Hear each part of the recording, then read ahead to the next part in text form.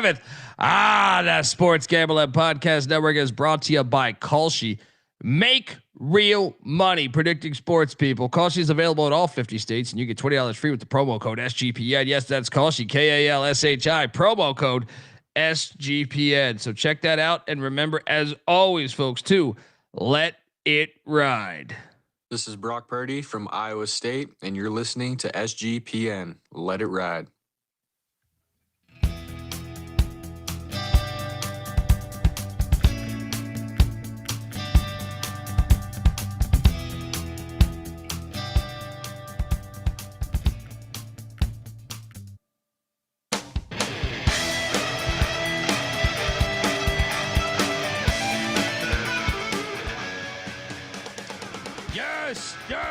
Yes. Woo! Welcome to the college basketball experience. Preview and picks episode for Wednesday, February 11th. How are you? And a good day to you out there in the world. YouTube.com/The College Experience. Hit that like and subscribe button, because another winning night and a dog that I gave out. Whoa, it hit, and they might be dancing if they cannot choke in the final few weeks here. If you're wondering who the hell you're listening to, my name is Colby Swinging Database Dan, a.k.a. Pick Dundee. That's not a pick. This is a pick. He was raised in the land down under, where a man thinks on his feet, speaks with his fists, and lives by his wits. When Dundee happened, he was a superstar. And you're nothing but a chameleon, lemon-headed, coward, tailless pussy. And I'm after you, buddy. You're going to pay for it. Good night. Sir. Fire night of hoops. There were storms going on in Miami, Florida, in Fort Worth, Texas. Storm watch. Yeah. I am joined by my co-host. He is also the host of the College Football Experience. And yes, we do have another episode scheduled for tomorrow night. Hopefully you caught last week's where we broke down all the Power 5 coaching changes there. Give it up for former staffer at Austin Peay with the Governors, South Carolina with the Gamecocks, and West Virginia with the Mountaineers, Ryan McIntyre, a.k.a. Moneyline Mac. What's up, man? What's up, man? Yes, Super Tuesday in the books. Shorter slate, but a fun slate of winning night. 12-6 for me over here. Oh yeah, buddy. I was sitting there 9-4, buddy. Let's have some fun. Mac tonight. Come on, make it Mac tonight. Yeah. Look, let's just jump right into it because we got a bunch of games to talk about tomorrow. Out the gate, I cashed here with Milwaukee. It was an ugly game. It was I was doing the SGP show with the game on right here, and they're asking me all these questions. I'm like, guys, I'm trying to sweat out this Milwaukee Panther win right here, but we got there. This thing was dicey though, man. It was like a 1-point game with like a minute left. Did you touch this game? Of course, I bet Milwaukee. Who the there fuck? We go. Who the fuck was Uwe Pui to be like? What was that? I do believe Bieniek took Uwe Pui. I don't think he bet it, but he took Uwe Pui. So double lock on Bart Lundy's bunch. Watching this game, I was convinced, man, that all my bets against Milwaukee over the past couple months were terrible because they're fucking terrible. But we hit. I just thought that they should win by a lot more than what they did. Thoughts on this one? Did you get a chance to watch it? I watched the first half pretty closely just because we had the pregame firing off at 6:00. Milwaukee slow start, bad first half, but they grind this thing out. They needed it. I mean, they've been awful this year. Yeah. I mean, we needed it a lot. And the next game, man, I had it as a fringe lock last night, but I did not bet this, unfortunately. Just life got in the way. But the battle for the Jefferson Epps Trophy, Virginia, Florida State, aka Saudi Arabia State. Dude, you want to talk about Virginia having 9 lives? Dude, they've been living on the edge. Dude, the road. They're lucky as fuck. Florida State was up the whole game, the absolute whole game, and to barely get out. Virginia, Jesus, is very lucky to. But between the Notre Dame game, what was the other game? There was a third game. The Notre Dame game won for sure, but hey. They figured out how to make some big plays down the stretch. I felt sorry. Our boy McCray had a gigantic dunk in this game. Every road win for them is like a narrow game. Louisville, SMU. They're gonna lose the first round of the tournament, aren't they? Yeah, they've overachieved. I mean, it's a great story. 21-3. Don't get me wrong. They play Ohio State randomly on Saturday in Nashville. I mean, what? Really? Why? Why so late in the Why year? are they? But all right. So if you're gonna play, why are they not playing at either the Garden or home and home? Yeah. I should have bet this. I wanted to too. I just. You know what? This is what I talk about. I think I was talking about this a couple nights ago. I have less downtime. So before, I mirror him. No, I think that's you, right? I feel what? Did we lose Mac? Do you guys got me or Mac? Was that me or you?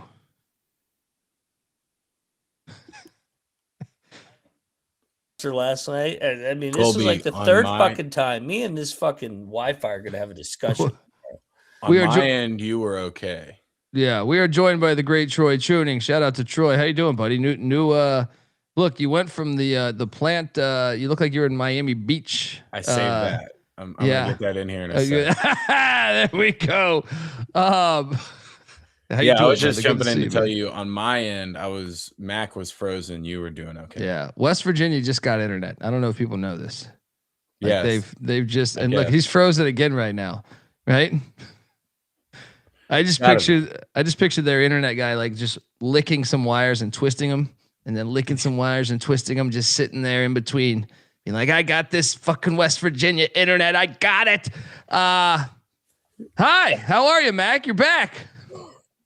Where's my fucking heater? Right, hopefully that. Where's my fucking heater? Yeah, you missed those Mexicans down in Richmond, you bastard. All right, sitting there with your slander. Now you got Billy Bob up there trying to work the internets. All right, he's pissed drunk. He's got plumber's crack. He don't know a goddamn thing about crossing wires. All right, these fucking bad bunnies down there in fucking Richmond. You're all fucked up now. You're counting on some fuck who's lit. Guarantee you, some dude who's had a pint of fucking Jack Daniels. He's got 6 teeth, right? And one of them probably dropping out as he's talking, right? Trying to fix this. What the fuck's wrong? I can't fix this goddamn internet. Do I twist the blue wire or do I twist the red? Right? It's like defusing a bomb. Anyway, unbelievable. I need the good Mexicans back. This is ridiculous. I told you, man. These Mexicans, they know what the fuck they're doing, man. Yeah. Love the Mexicans. Love the Mexicans. Cash from the other night too. I should have bet this game. Did you bet this game? Yeah, bet Florida State. Son of a bitch, man. You would have talked me. Yes. Well, I could. I mean, look, Troy's talking. We're talking about Miami Vice and shit. Look, you would have talked me into this last night because I had it as fringe. And yeah, nice call. Virginia, though, I got a strong feeling Virginia's going to be one and done in the NCAA tournament. They just feel like one and done. The way they're playing right now, I feel like they're one and done. Yeah, they're not playing very. I mean, it's hard to say they're not playing well. They're 21-3, but they just win every fucking road game by a possession. So they, I could see them being the popular upset pick in the bracket and then them win one game. Yeah. I'm sorry. Dukey's making me laugh saying the West Virginia State flour is a satellite dish. Like one of those old ones, gigantic in your front yard, just a gigantic, like the size of your car hood. I love West Virginia. I picked up another $5 parking ticket downtown. That is beautiful. Let me guess. You have to pay that in cash. Yeah. It's downtown. I do miss that. All right. It's my second one in like 5 days. $5. That's beautiful. Mac, it's almost your duty to rack up like 15 to 20 of those a year just to help pay your part. Like that's going to be like 10% of the whole state GDP is Mac fucking parking tickets. Oh, I'm going to go downtown and chase scattered ass. Student body. Yeah. All right. I'll pay the $5 parking ticket. Thank you. Yeah. That's fantastic. That is absolutely fantastic right there.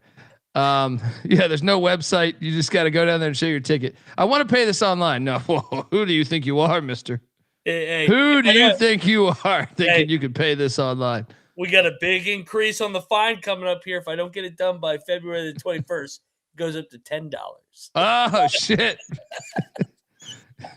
You better add an extra lock to the slate tomorrow. All right. I mean, fuck. What do I get if I park my car fucking backwards in reverse? I mean, what the fuck? Yeah, I mean, $20. Yeah, you only got to fear. I feel like you have to worry a little bit about the stolen car more than you do the parking ticket or the tow. Even the tow yard. What's that? Your neighbor's house, right? Oh, I got it in the backyard here, Mac. Don't worry about it.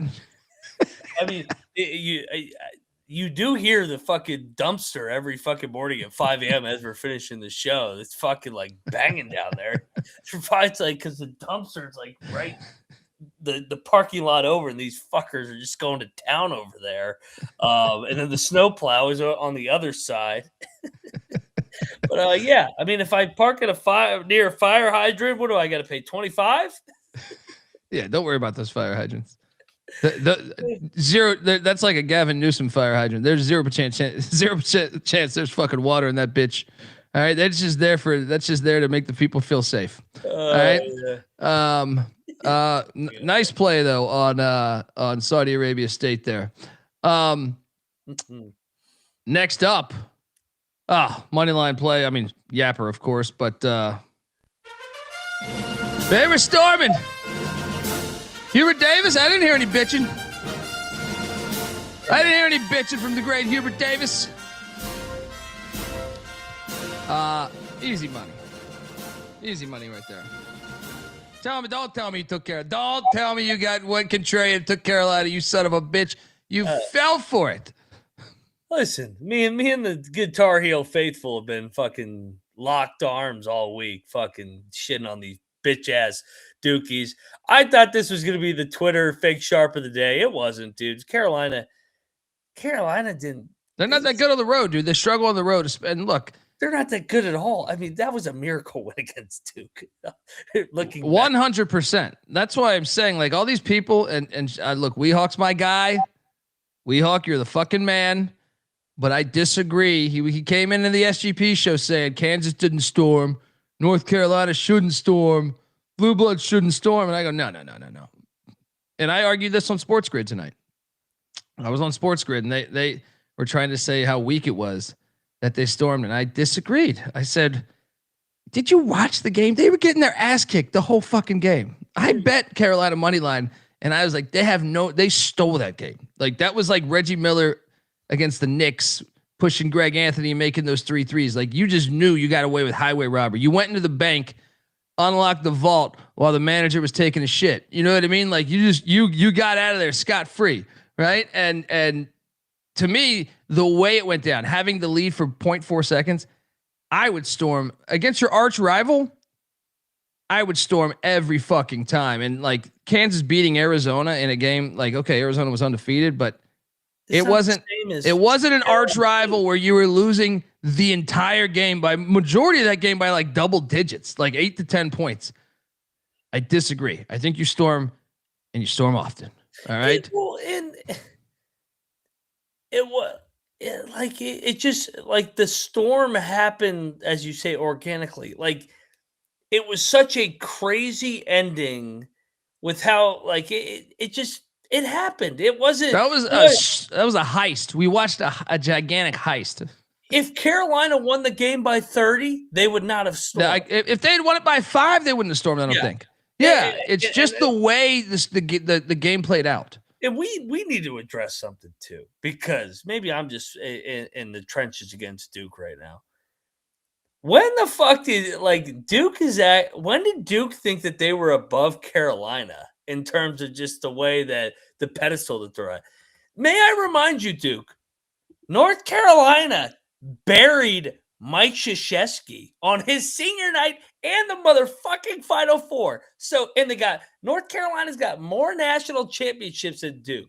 So this whole Duke shit, we're the only fucking team that gets stormed on because we're better than everybody. Fuck Duke. They haven't won a natty in over a decade. Duke hasn't done shit.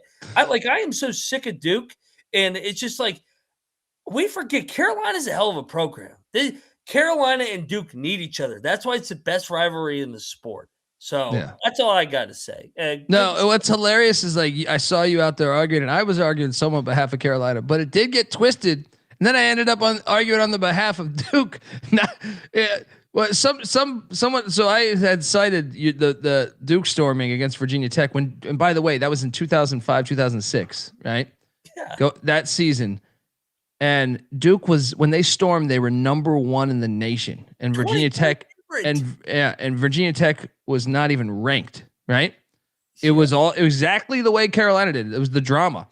They had to throw basically a full, because there was no TV timeout or NBA bullshit timeout where you advance the ball.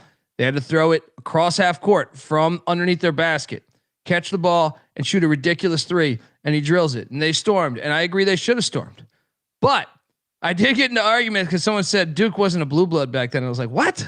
Oh God! It's like later. So now, that's what I'm saying. So then I was arguing on behalf of Duke. So I was arguing with somebody, man, like, what? I'm not, and he thought I was a Duke fan. I was like, I'm not even a Duke fan. But you're a moron if you don't think they were amazing back then. They were number 1 in the nation.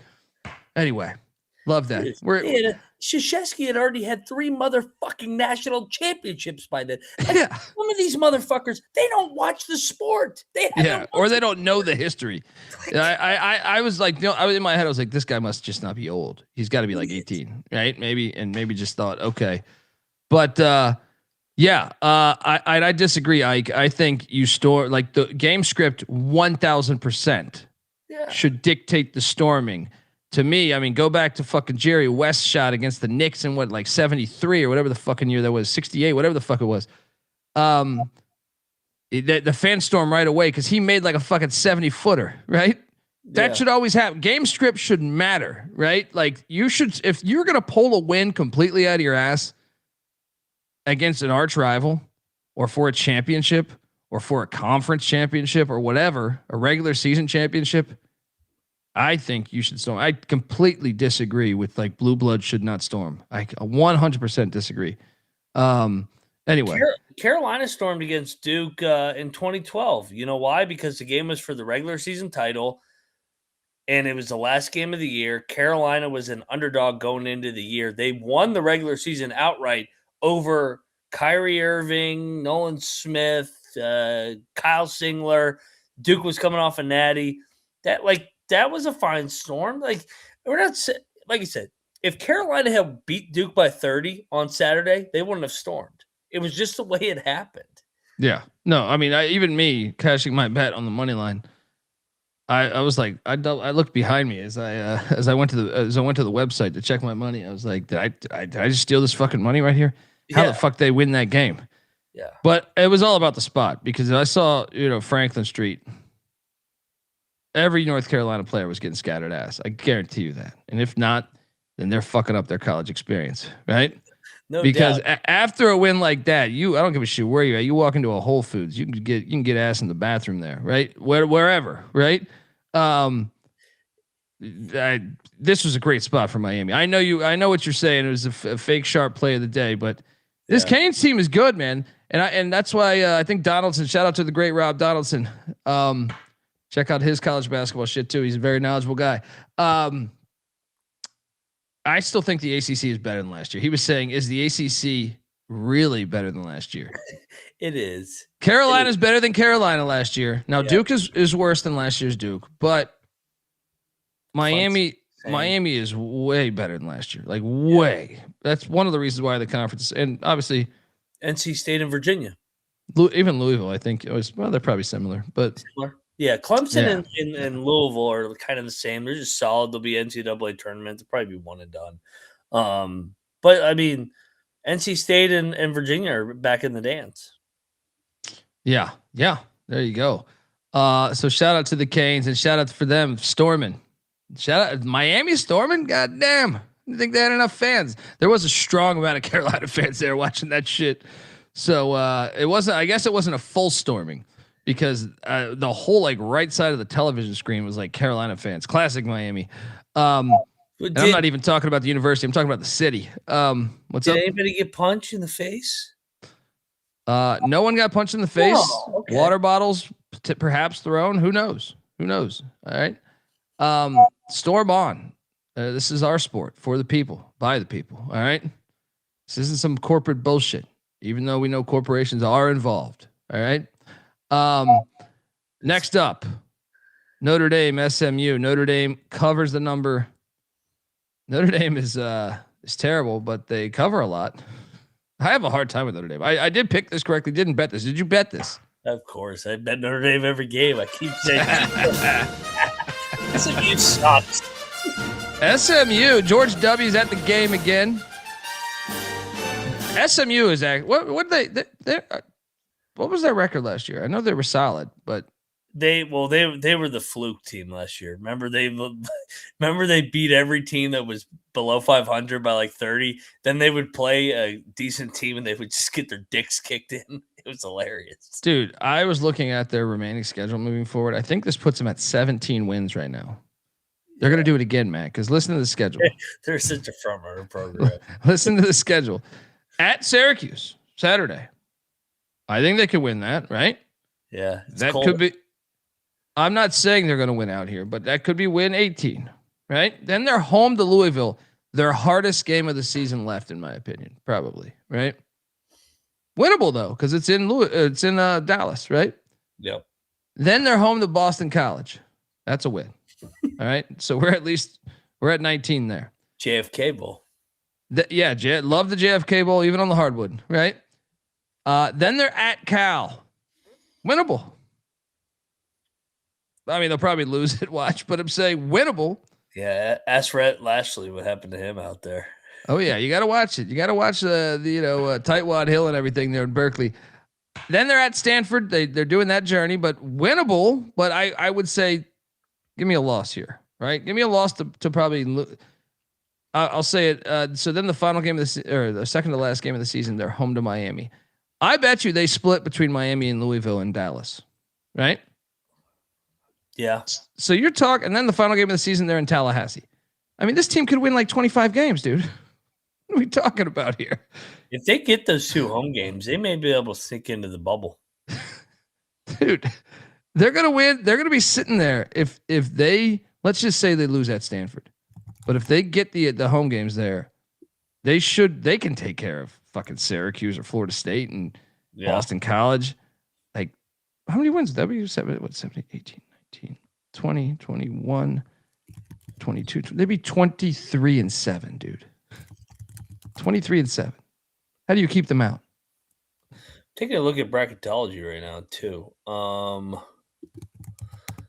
SMU's on the 9 line right now. So, like, to your point, they're going to be back in there. Yeah, I think they're going to be in the dance. Yeah.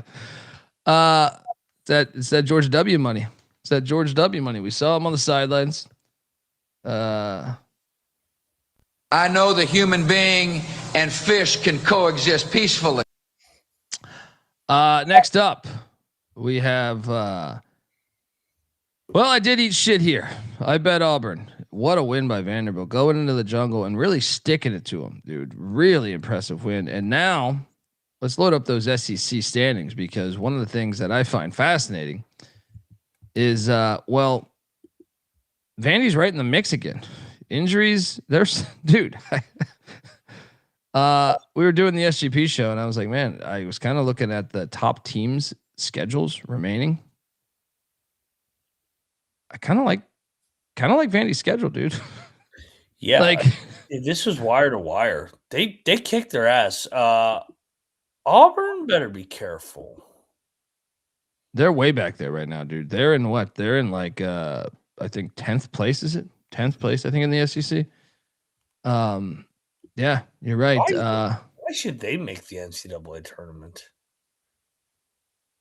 Because Bruce Pearl's running for fucking Congress. Yeah, I guess they got St. John's too, but God, like they're losing games. They did get the Johnnies. That's right.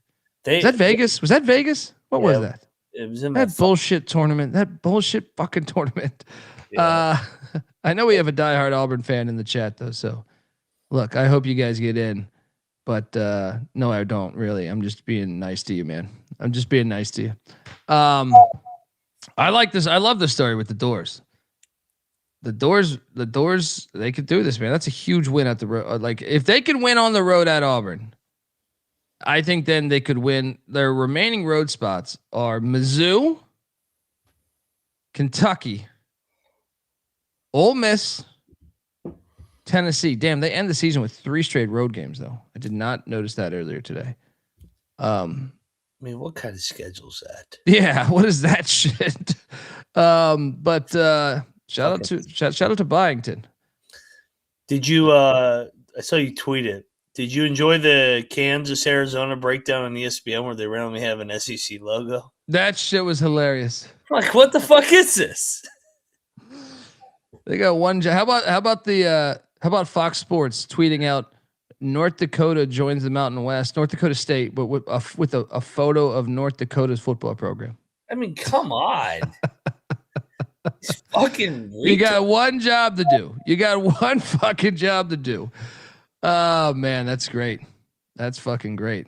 That's like fucking up the Bears with the Packers. You know what I mean? Like, I mean, good God. Yeah. Shout out to Feels Bad Man. There he is, man.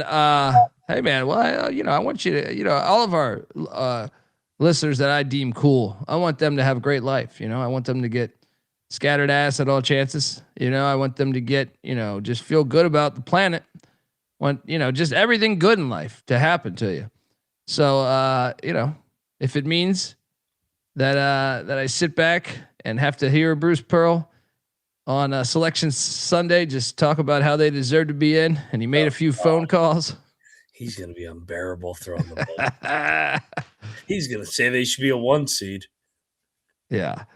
Donaldson saying Auburn's 14-10. Why are we talking 20? That bracketology, where do they have Auburn? Do they have them inside or outside? They're a 9. And Oklahoma you're looking live at the bullshit in college athletics. Right? Oklahoma State and TCU are out. Like, what? Have you watched these teams? Ridiculous. Yeah, bad play there. And how's Auburn in over West Virginia? They have better wins, right? It'd be Kansas. That's true. You do have the Kansas win. Kansas is the best team in the country. Maybe. They're top 10. Yeah. We just don't know if the fucking bitch is going to play or not. Yeah. What's your second best win? I don't even know. It's like Colorado or something, right? What is it? It's gonna be BYU when we beat those motherfuckers when they come here. Second best win probably would be it's either at Cincy or at fucking Arizona State. Probably at I don't even know what you would say. I think Cincinnati's better, but loss. Yeah. I mean, Xavier's looking better. They should fucking beat the Johnnies twice. Yeah. Folks, what to tell you, the college basketball experience is part of the Sports Gambling Podcast Network. Download the SGPN app all for free. You get access to all of our picks, podcasts, content, cannabis cappers like goddamn Charles Bukowski over there writing these articles. He's shit-faced drunk. He's probably on 34 edibles, but yet he's not fucking up any. He's not fucking up any of the punctuation, or at least from what I can tell. I'm no scholar, but you get access to all of that. All right, for free in one app. The SGPN. Just type it into the App Store, Google Play Store, and remember to let it ride. We're also brought to you by Kalshi. Kalshi, a real money prediction market, legal in all 50 states. Yes, Kalshi has a ton of trading options for your favorite sports. Besides sports, they have a ton of other markets, including politics, entertainment, hell, even the weather. It's Kalshi. You can trade anything over there. New Kalshi customers get $20 when you use the promo code SGPN. That's Kalshi, KALSHI, promo code SGPN. And we're also brought to you by Rebet. Rebet is the #1 social sportsbook and casino that's out there. It's available in 35 plus different states, including Texas and California. So get in on the action with Rebet. Get 100% purchase match up to $100 with the promo code SGPN. That's Rebet, promo code SGPN. 33 edibles, says Cannabis Capper. That's what I'm saying, man. Like the Fear and Loathing shit, man. Wasn't he out there covering like some race? Hunter S. Thompson. I think he was supposed to be like when he wrote that shit. I think he was supposed to be covering some shit for Sports Illustrated, which makes it even funnier. Highly recommend if you haven't read that book, check it out. Next up, I'm sorry. What did I just knock off some? The Cannabis said ESPN has a Long Island Bethune play-in game. Oh Lord, I don't ask for much, but please give me Doc Bradley versus Strick in March. Now we're talking. now we're talking. I might go. I might fly to Dayton. I know I'll be out in LA for the first couple games, but I might have to go to Dayton. Vegas. No, I'm in. I go to LA, then Vegas. I go to LA for a few days, record, then go to Vegas. It's just my liver. It's just not ready for this. Anyway, shout out to the Commodores, man, and huge win on the road there in one of the best environments in college basketball. Next up, that game at Circle Pool. That's what it was last year, man. We were watching at Circle Pool, St. Francis, and who was that? Who'd they beat at the buzzer? No, they lost at the buzzer. Alabama State. Purdue, Nebraska, Bieniek with the lock here on the Boilermakers. I took the Boilermakers, but Bieniek locked them up, and woo, this game was hilarious. One of the best games of the night. Purdue wins in overtime, 80-77. The old slip spot, the old slippery spot. Slick shoes, right? What's up, buddy? Bieniek. Howdy. Yeah. I heard or I saw the Batman signal, so I figured I'd pop in. This is the foxhole fucking game of the night. It was. Oh yeah. Shout out to Merrill giving us $20. Hey guys, first I've caught the show live in months. Wow, got the cancer and spent a bit in the hospital. Watching your replay in the AM has been great therapy, making a couple dollars. Thanks. Is he saying pay the bills? Or what's that? What's T9 mean? But brother, I hope all is good, man. Honestly, love and prayers and stuff with you, man, because I hope all is good and glad we could do that, man. Appreciate the money. But thank you, man. And that's I hope all is good. I don't know if you guys got anything there. We're like, that's obviously tough, man, but I hope all is good, brother. Yeah, I'm hoping and praying that you make a full recovery and life kind of is able to return a little bit back to normal for you. Yeah. I think the T9 is 2 because the 0 and 9. Oh, I got you. On the keyboard, but keep fighting the good fight, brother. Praying for you. Yeah, man. That's yeah. This game, tell me that wet spot wasn't fucking hilarious, dude. Yeah. I mean, it never should have fucking came down to that. Goddamn Purdue had a 22-point lead in the second half. Yeah. Unbelievable. Yeah. Yeah, this is Foxhole. Everybody was shitting on me all week for fucking ranking Purdue 12th. I mean, Purdue is still 20-4. They're like the expectation for this team has gone a little bit crazy. They still have the best point guard in America, and Braden Smith, and they still have Matt Painter, who's really good. Watch what you say. Bieniek's right there. Yeah, I mean, even Painter in March. I mean, the last couple of years he's solid. What'd they do last year, Bieniek? Purdue? Yeah. They were like a 4 seed. What Purdue did last Who got them last year? They were like a 4 seed. They lost to they lost to Sweet 16, didn't they? Yeah. Oh, they almost beat Houston. Yeah. Yeah, you're right. You're right. They've been solid the last couple of years. I mean, they go to the Natty, they get blown out by UConn, but UConn was a juggernaut. But last year, I mean, it was a solid year. Younger team. I think Purdue will be just fine. They got Braden Smith. Shout out to the girl is mine. Checking it live from Chicago, 1 a.m. at the Sherwood Williams plantation. Thanks for helping me get through the night. Thank you, brother. Appreciate you tuning in. Bieniek, you cashed your. I know Mac locked this too, but your thoughts, because you had texted us. Yeah, this was super. You had texted us quite man. Angry at the Boilermakers, I think. Well, yeah, I mean, Mac talked about it a little bit. Is like they just completely collapsed and couldn't make free throws. God damn it. Yeah. Win though, man. That place was on fire again. Yeah. Unbelievable. So I probably should have bet that shit. I don't know. I got my discipline Dundee was in effect. And then discipline Dundee got fucking destroyed here. Baylor collapsed. Dude, I even got a better number than this shit. I got what did I get? 4? I think it was 4 or 3.5, something like that. And I still ate shit.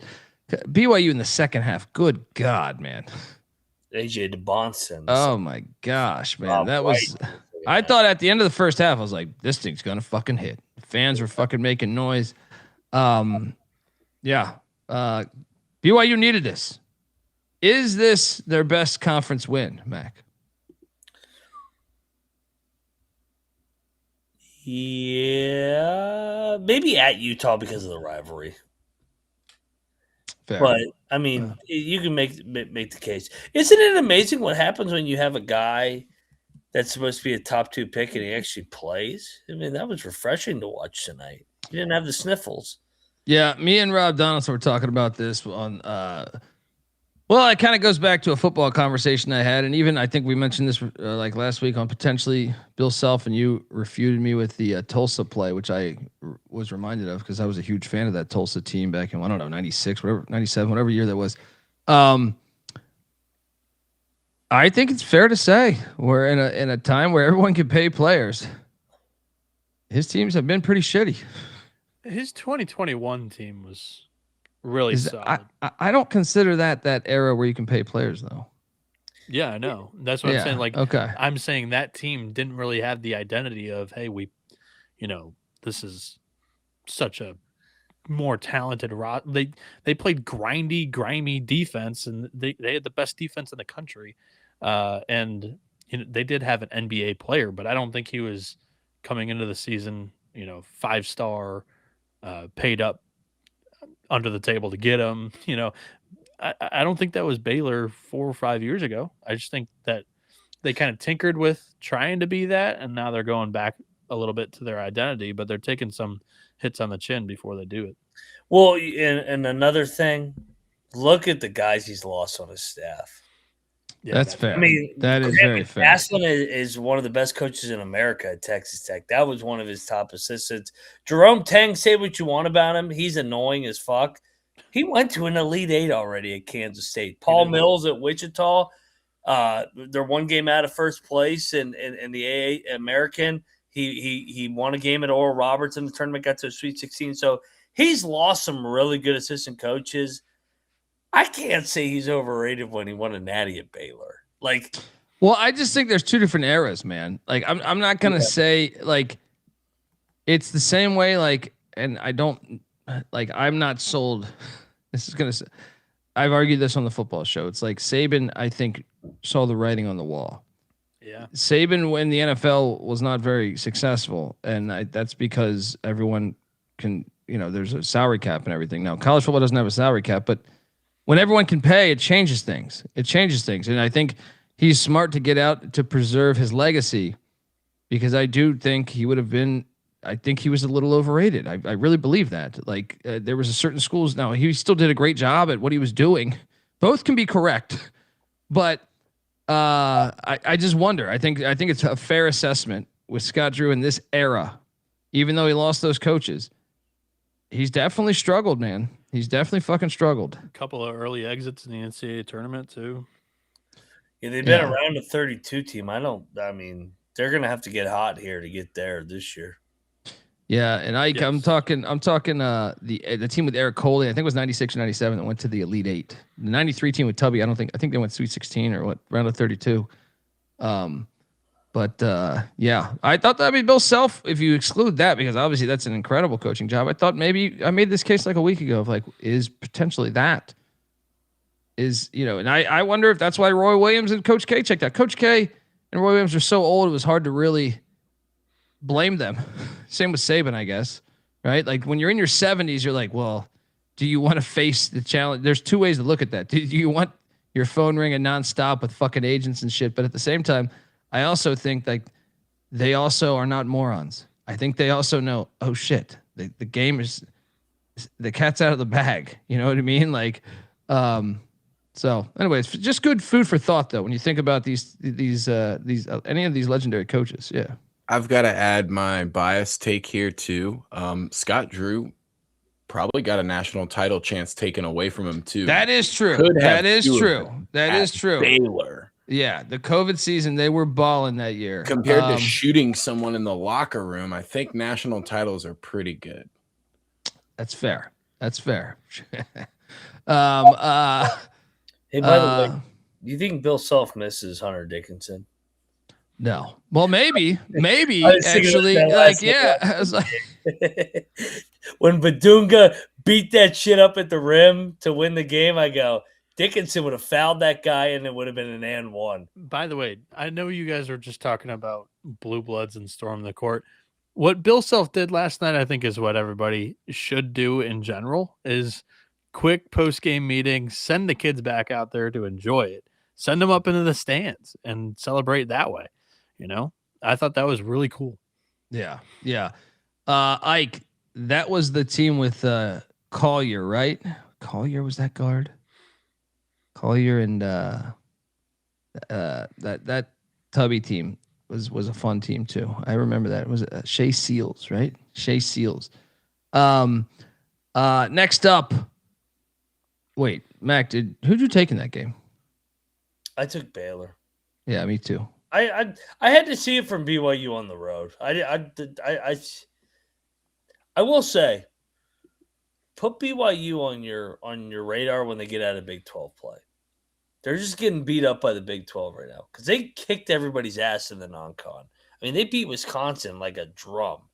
That was in Salt Lake City, though. But they also they also beat the shit out of Miami, I think, too. Yeah. And their one loss was at UConn at the Boston Garden. So it's like they were good in the non-con. They just kind of had to play Houston, Iowa State, Kansas, and Arizona. Shout out to Red Wine, giving us 25 euros. What a nightmare. Check my bank account, expecting to see winnings from GW and realized instead I had bet George Powell. Dude, that's fucking brutal. Bieniek, you were on the Cougs here. Yeah. Your thought? Did you bet this too, right? Didn't you bet this? Yeah, and I called Baylor's defense trash, and we saw it in the second half. Just Swiss cheese. I mean, BYU shot it terribly. I think there were 3 for 19 from 3. Yeah, and they were putting up points left and right in the second half. Every possession, it was ending in points. Baylor couldn't get a stop when they needed it. Yeah, I'm kind of like you, Rob. I don't know that I'm sold on BYU. I want to see them I want to see them in the tourney, see who they're matched up against. We'll see. Clemson too. That was another team they beat. That's true. I think Clemson's playing better now though than then. But yeah, that was I mean, look, credit to them. That was Kevin Willard's first game though. You know what I mean? It was. But it was also DeBonce's first game too. Fair. Look, George Washington, the Colonials. God, they tried to give this away. Yes, we cashed. I'm assuming Mac's on it. I know your internet had thunder snow last night, but I started tonight too. Bieniek, you went with me here too, right? It's triple, right? Yeah, I was on the Colonials. We got it by the hook. Dude, this shouldn't even have came down to it. If you're watching, this was like, what the fuck? So the triple lock hit here in DC. Friends through eternity, loyalty, honesty will stay together through thick or thin. Yeah, I mean, look, Washington had like a 20-point halftime lead. It got way too dicey here. But got home, and that's all that matters. Any other takeaways from this game, Mac? No, take the win. Way to snap the streak. Yeah, and then perhaps my best play here of Richmond to take down George Mason. Dude, this is just honestly, this is just knowing George Mason basketball really good. Like historic, like I've probably watched. I would say I'm in the realm of like probably one of like if you had to. I don't know that I take pride in this, but I'm saying if you had to say which 10 Americans have watched the most George Mason basketball in his life, I think I might qualify. So I just know that Richmond gives them fucking trouble. I've been watching them for a long fucking time, man. And it's always trouble. And it's coach proof. I don't give a fuck who they're playing. I feel like Richmond always gives George Mason trouble. And knowing that they were going down there, if this was in Fairfax, I probably would have taken Patriots. But knowing they were going down there, I was all over this. Mac, who'd you go with here? I locked up the Spiders. Oh yeah, good. Yeah. I know you know it too. I mean, we know that George Mason program really well. I feel like so it's like, double lock on the Spiders. They can't do that. I feel like Mason even dressed us up a little bit. Oh, dude, they were down 27 at one point. Yeah, they got their ass kicked. It was like 33-11 through the first 12 minutes. Mason's gonna be in Indianapolis in the NIT. I got a feeling. Bieniek, any takeaways on this one? No, I'm just super surprised. I actually was on the Patriots, didn't bet it, but I did not see them losing this game, and they got crushed. But this is what I mean is like it's a proximity play. I feel like Western Michigan really good, or like Oakland really good, and I just feel like we're dialed into Mason pretty well. Yeah. But yeah, Monty Pritchett says it's unfortunate because the A10 deserves 3 bids. Amen. Yeah. I do like the A10. Kiss that bid goodbye. Yeah. Shout out to Nick giving us $10. Just left work. We're looking live in this bitch. Thank you, boys, for the hard work. Missed you last night, Mac. There you go. It's happened. All right. The Thunder Snow. Thunder Snow got you, bro. I already got booted once tonight. Hopefully it doesn't happen again. Next up we have fuck me, Rio Grande. I ate shit here. I bet St. Joe's that fucking 5.5 number. Fordham goes in like, okay. I was praising St. Joe's like 2 weeks ago, 3 weeks ago, saying, man, they've turned the corner. They're gonna end up hiring the interim. What's his name from Penn? Donahue. Yeah. And that's probably, I don't know. It's on the fence, I think, right now. Big win by Fordham. I didn't think they were capable of winning outright, too. They were down 10 at halftime, guys.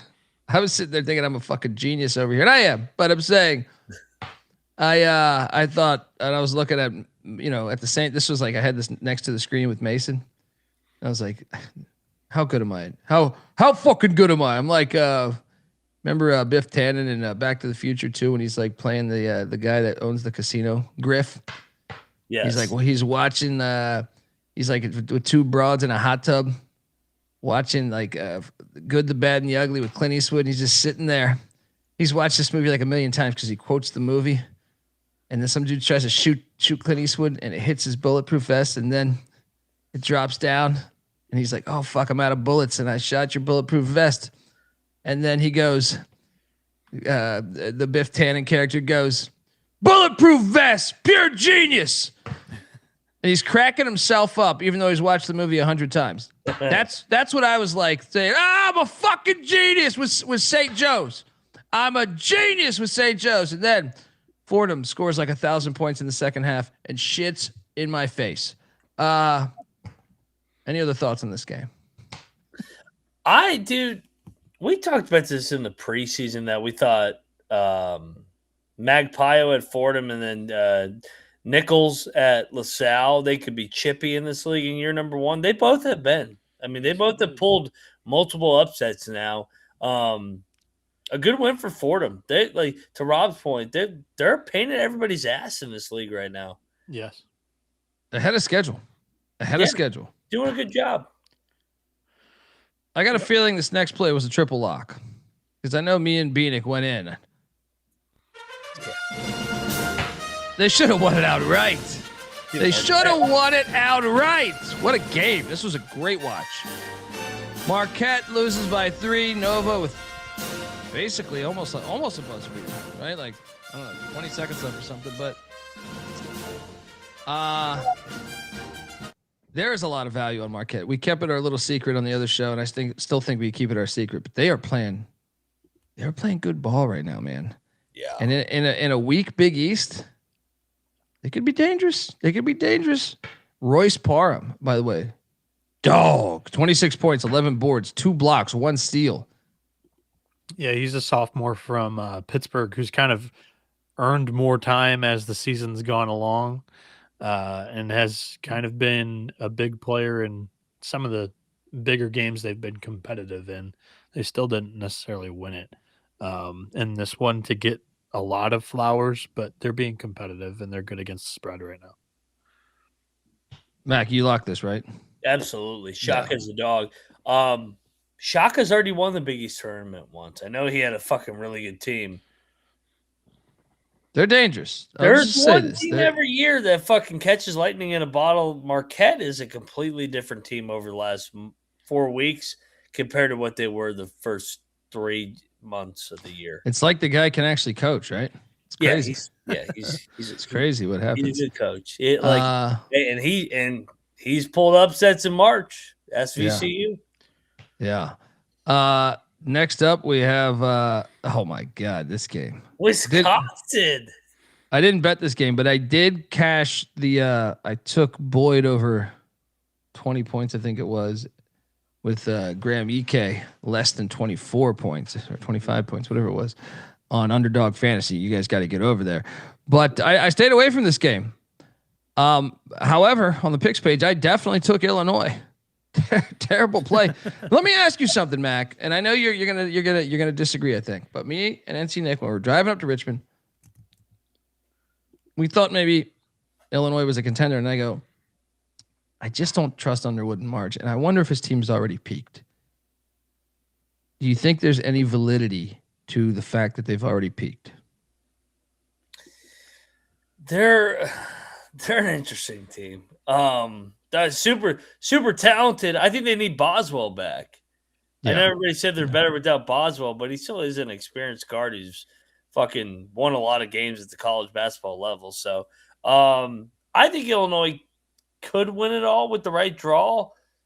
Am I running to bet them? No, because they're so jump shot reliant, in my opinion. Wisconsin is such a interesting team to me. Certain nights they look awesome. Yeah. Certain nights you're just like, what the fuck is this? How about the wins they have at Michigan, at Illinois? What? Yeah, that's what I'm saying. Like, do you want to talk about, like, I know Matt's talking about St. Louis as a dark horse to make the Final Four, and I get it, that's a mid-major, but Wisconsin is a strange fucking team. So, like, I do think there could be value on the Badgers. Like, I don't know that I fully buy in to them going deep, but when you look at those road wins, not many schools have better road wins, if any. Bieniek, Big Ten specialist, your thoughts? I'm sorry, Bieniek, Noah Petiti, your thoughts? Sure. Yeah, I've seen this Wisconsin team play before. Yeah, they played really well on the road again. Road Warriors, like you mentioned, with the win at Michigan, and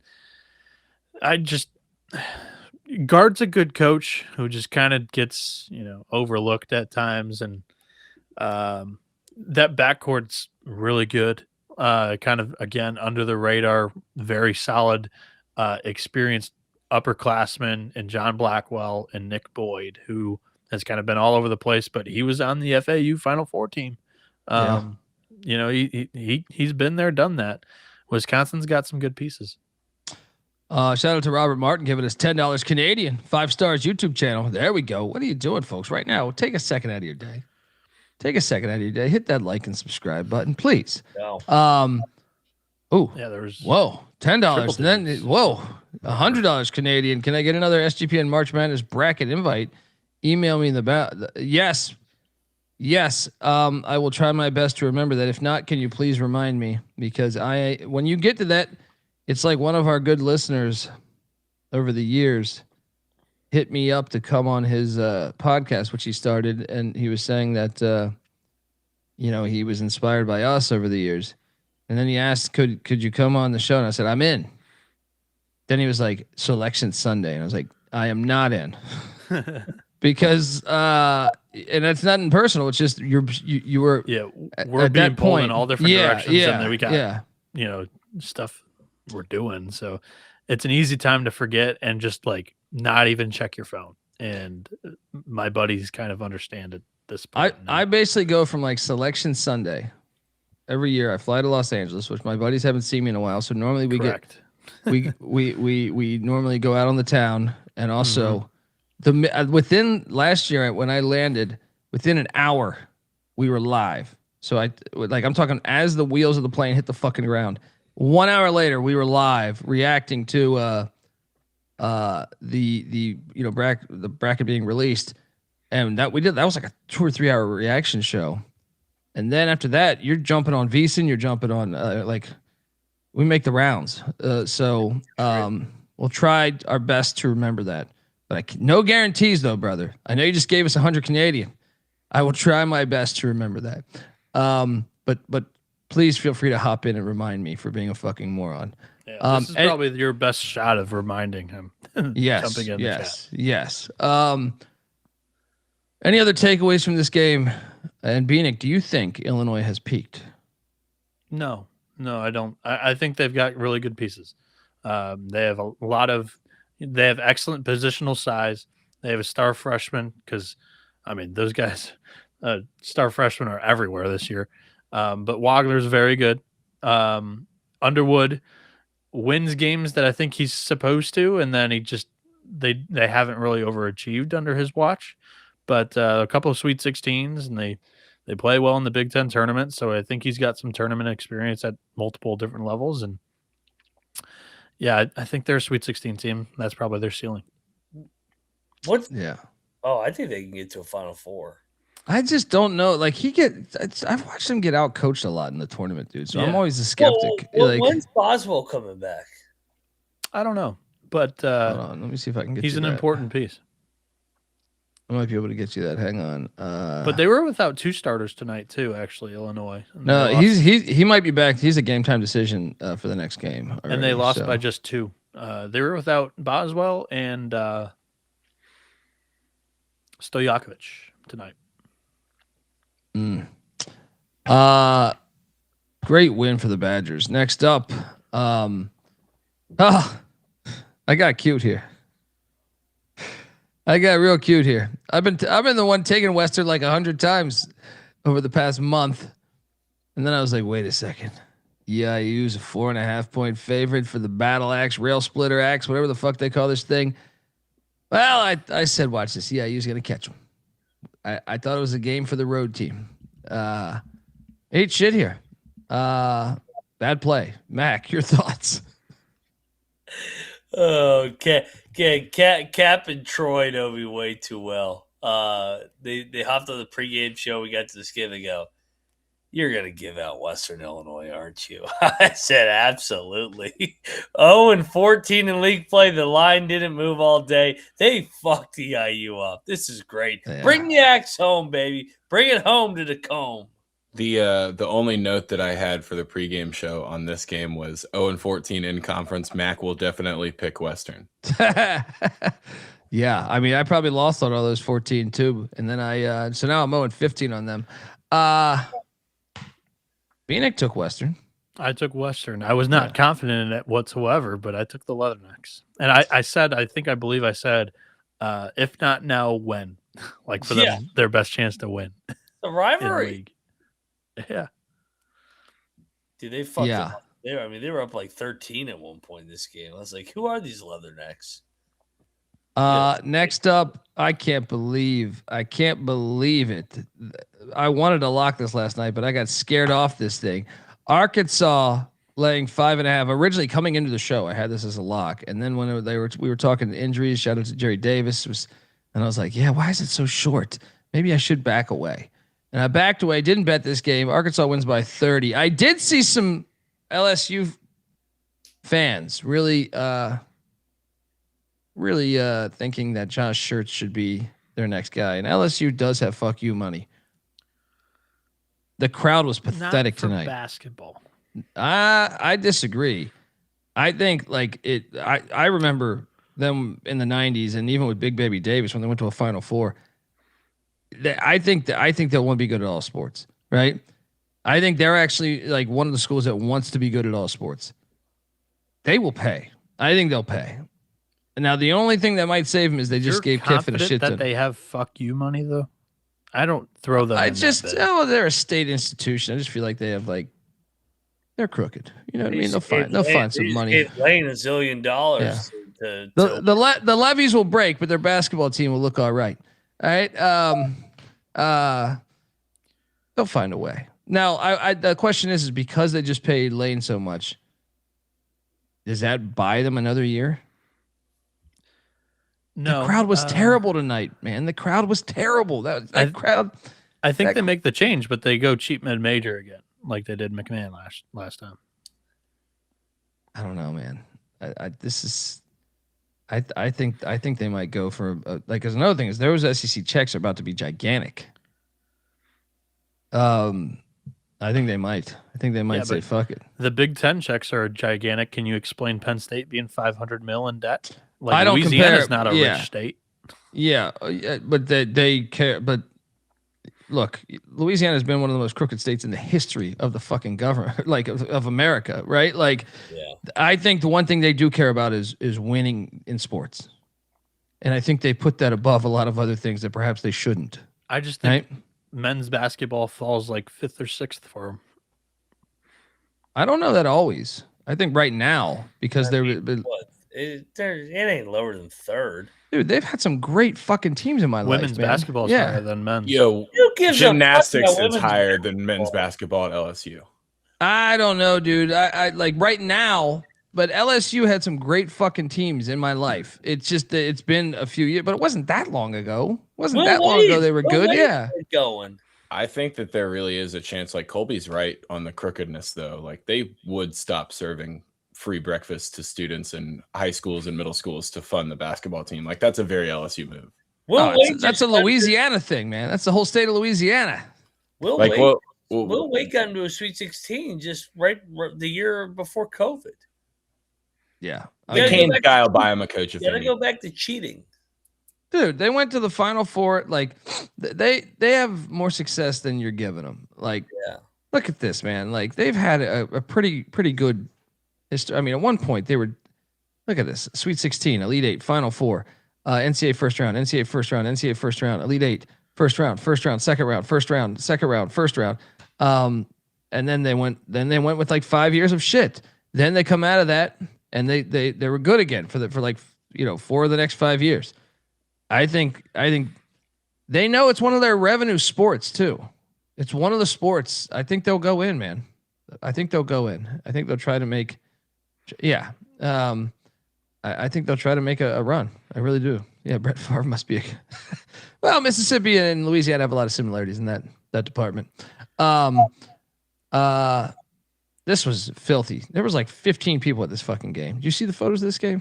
Terrible. Terrible. This is rock bottom. They've hit rock bottom.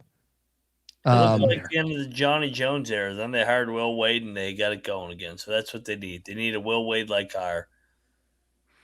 Yeah.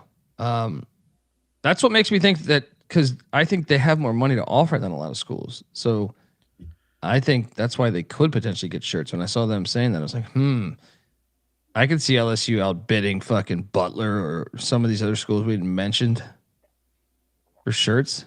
And I could see him being just the type of guy to take it too. Anyway, any other comments, dude? How about Arkansas?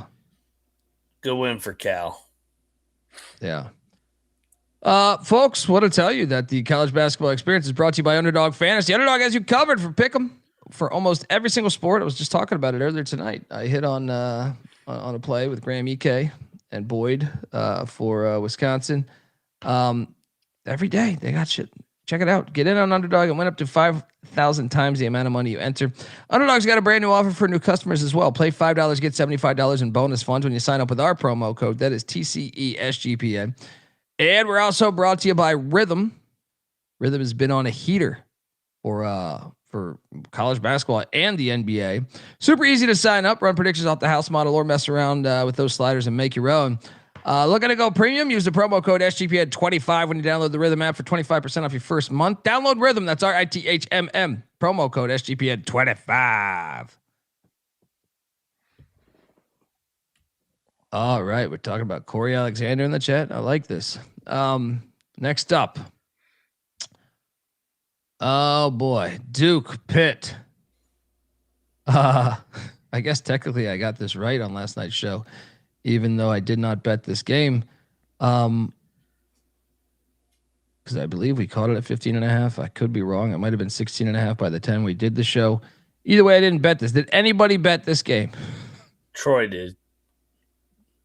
And he's probably getting okay. Hey, I heard all of the day, right?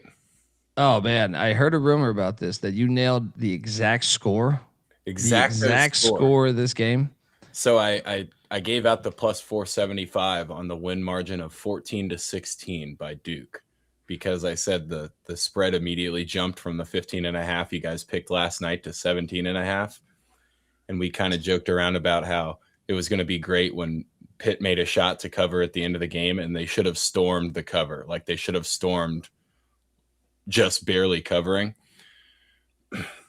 I don't know. This one just seemed like a capable play. Like you knew that Duke was going to look out for their boy, as Max said, the victimhood. They're not the brotherhood anymore. They're the victimhood, and they look out for one another.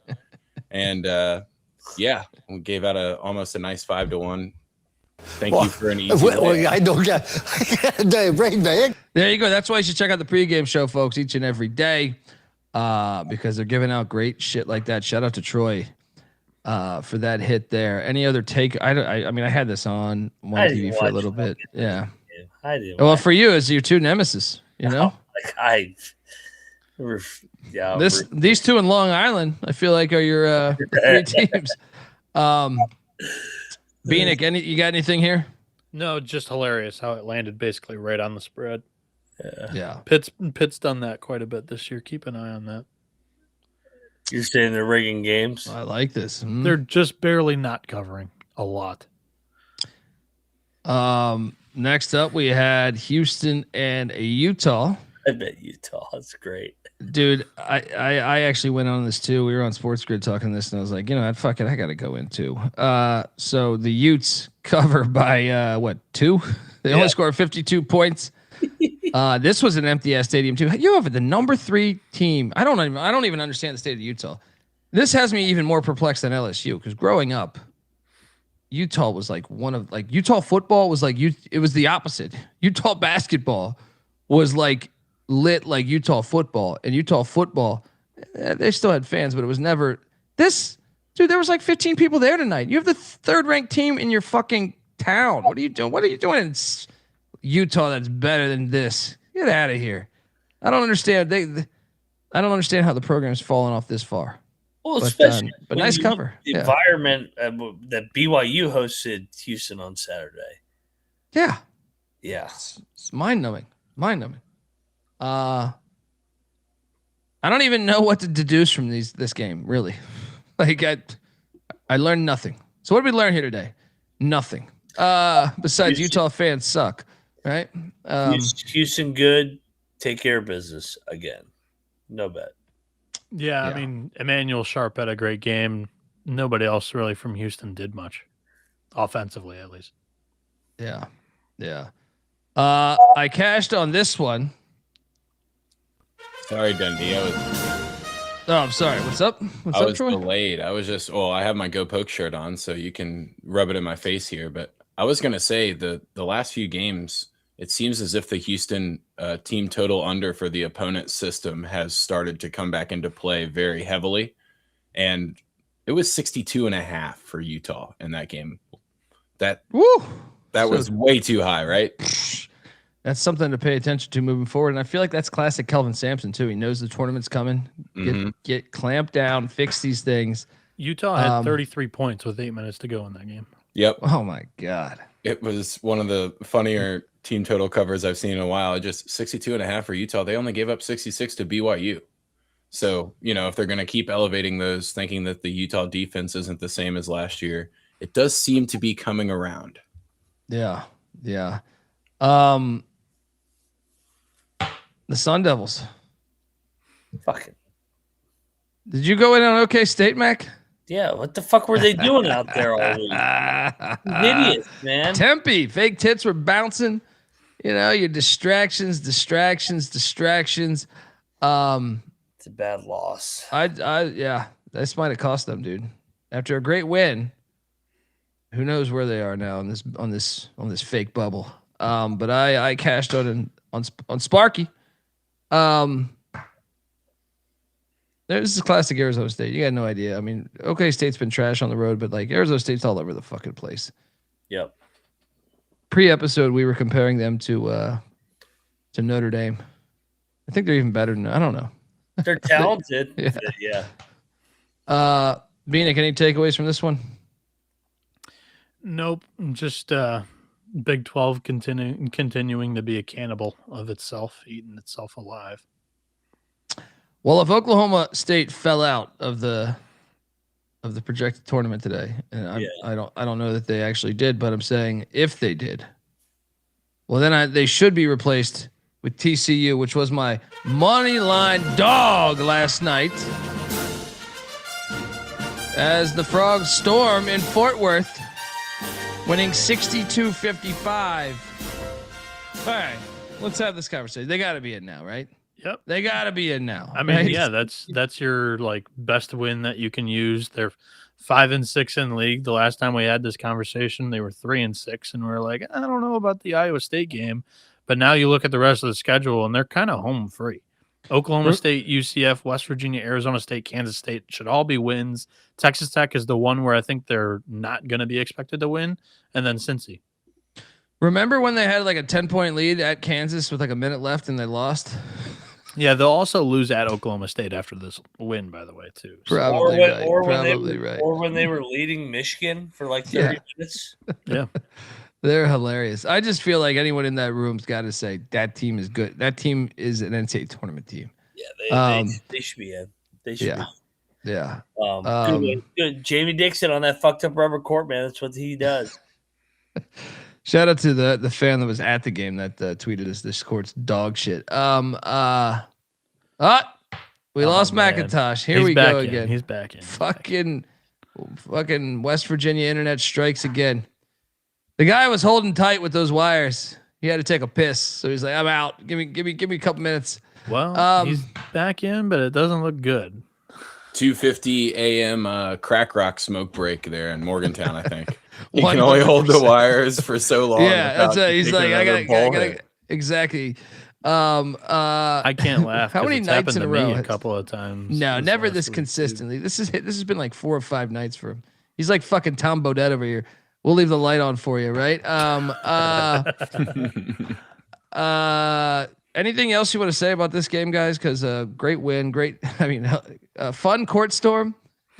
They were a little late, in my opinion, but it wasn't Virginia, Florida State in football, so to speak. I always think it would be funny if the TCU fans, whenever they stormed the floor there, if they complained about the floor. Like if they were like, man, the storm, we felt slow on the rubber floor. Like our feet were getting held out. This whole floor is dog shit.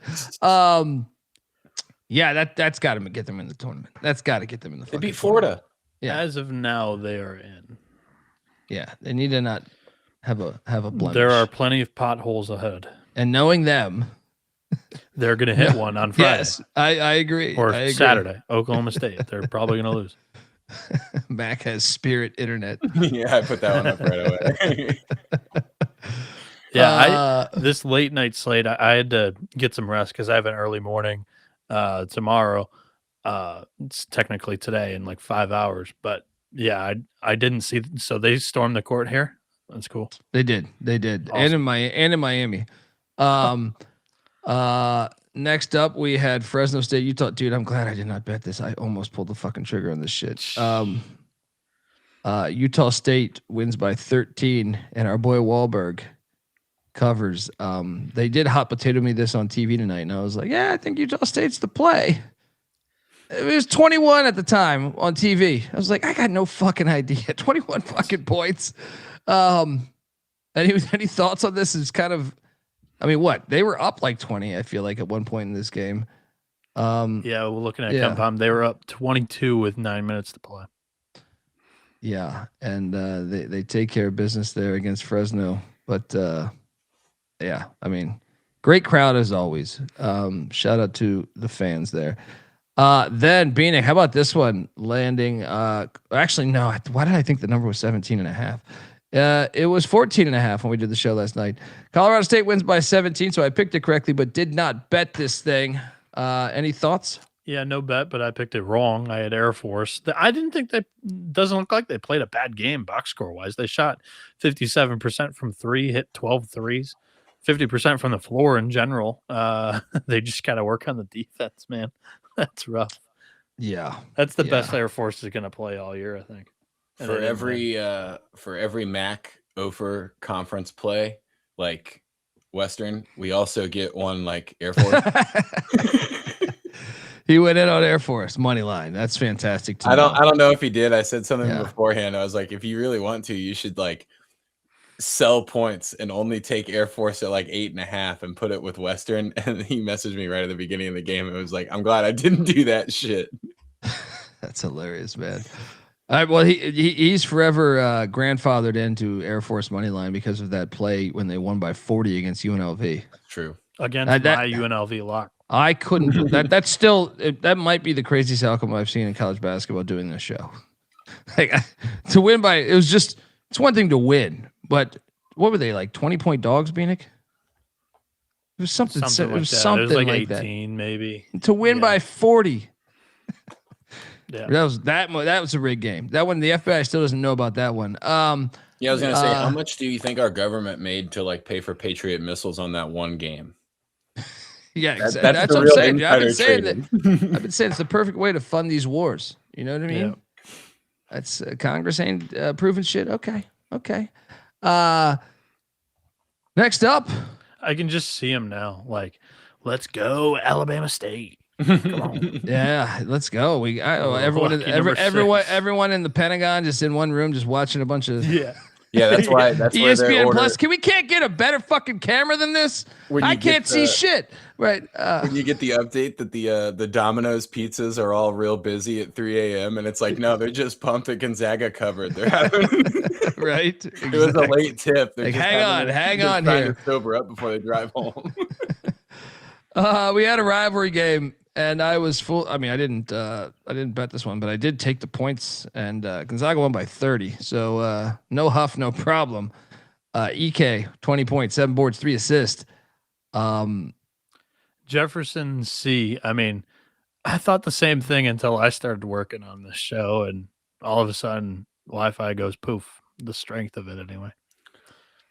I will say we got a message in the group chat for the pregame show about Mac's tweet calling out Peterson has started to make the like college sports hub aggregators on Facebook now. So all the Duke fans that are on Facebook, the older group, they could be banding together to like IP address drop his Wi-Fi on purpose. Yeah, that's one thing we got to work on. We gotta get TCE going live from Facebook. I see my buddies at SGP do that, and like you just get a million older people with like talking shit, and I'm like, damn it, I need to do this. I just keep forgetting.